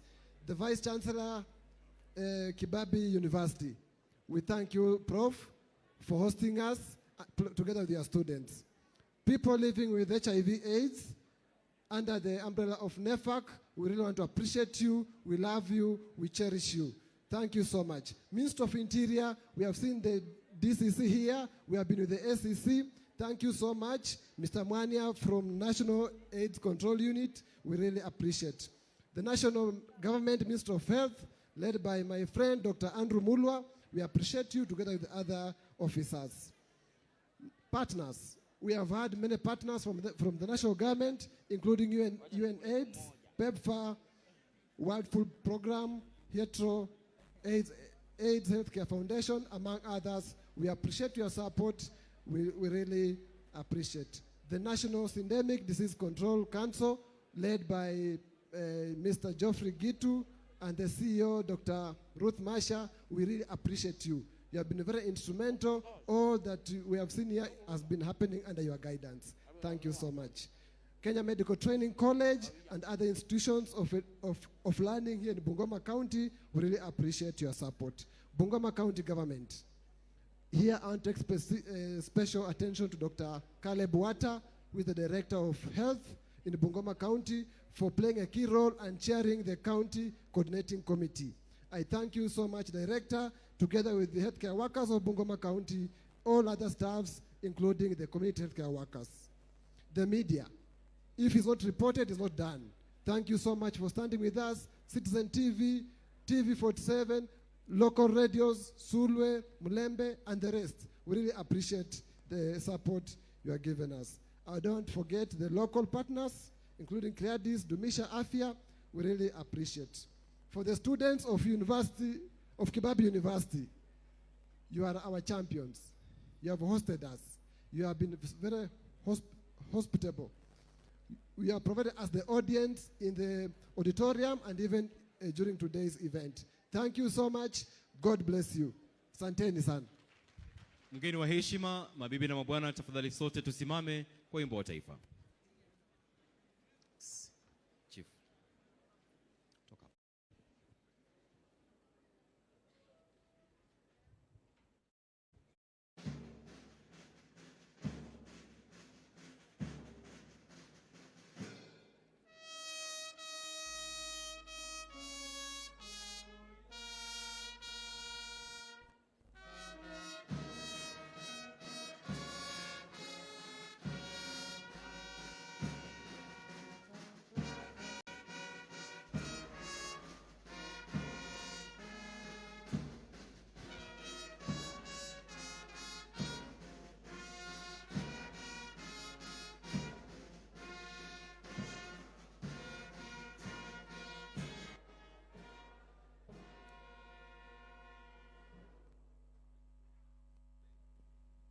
Chaplain for the closing benediction.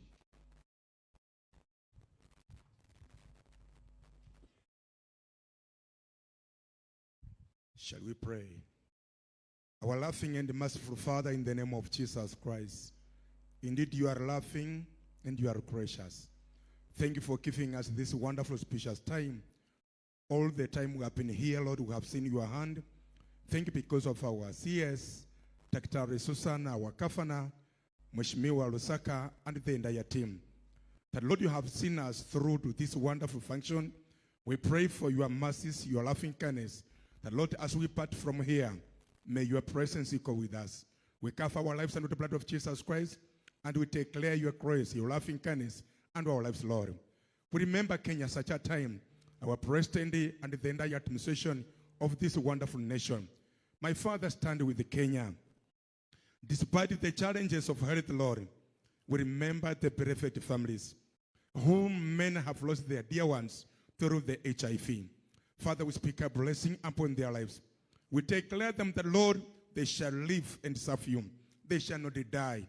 We cover them under the blood of Jesus Christ. May your grace help, my Father.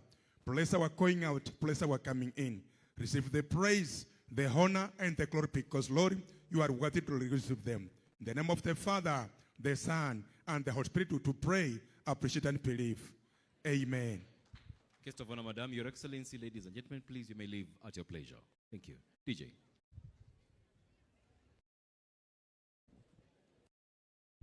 A big thank you to my colleague, June Ogola. Thank you.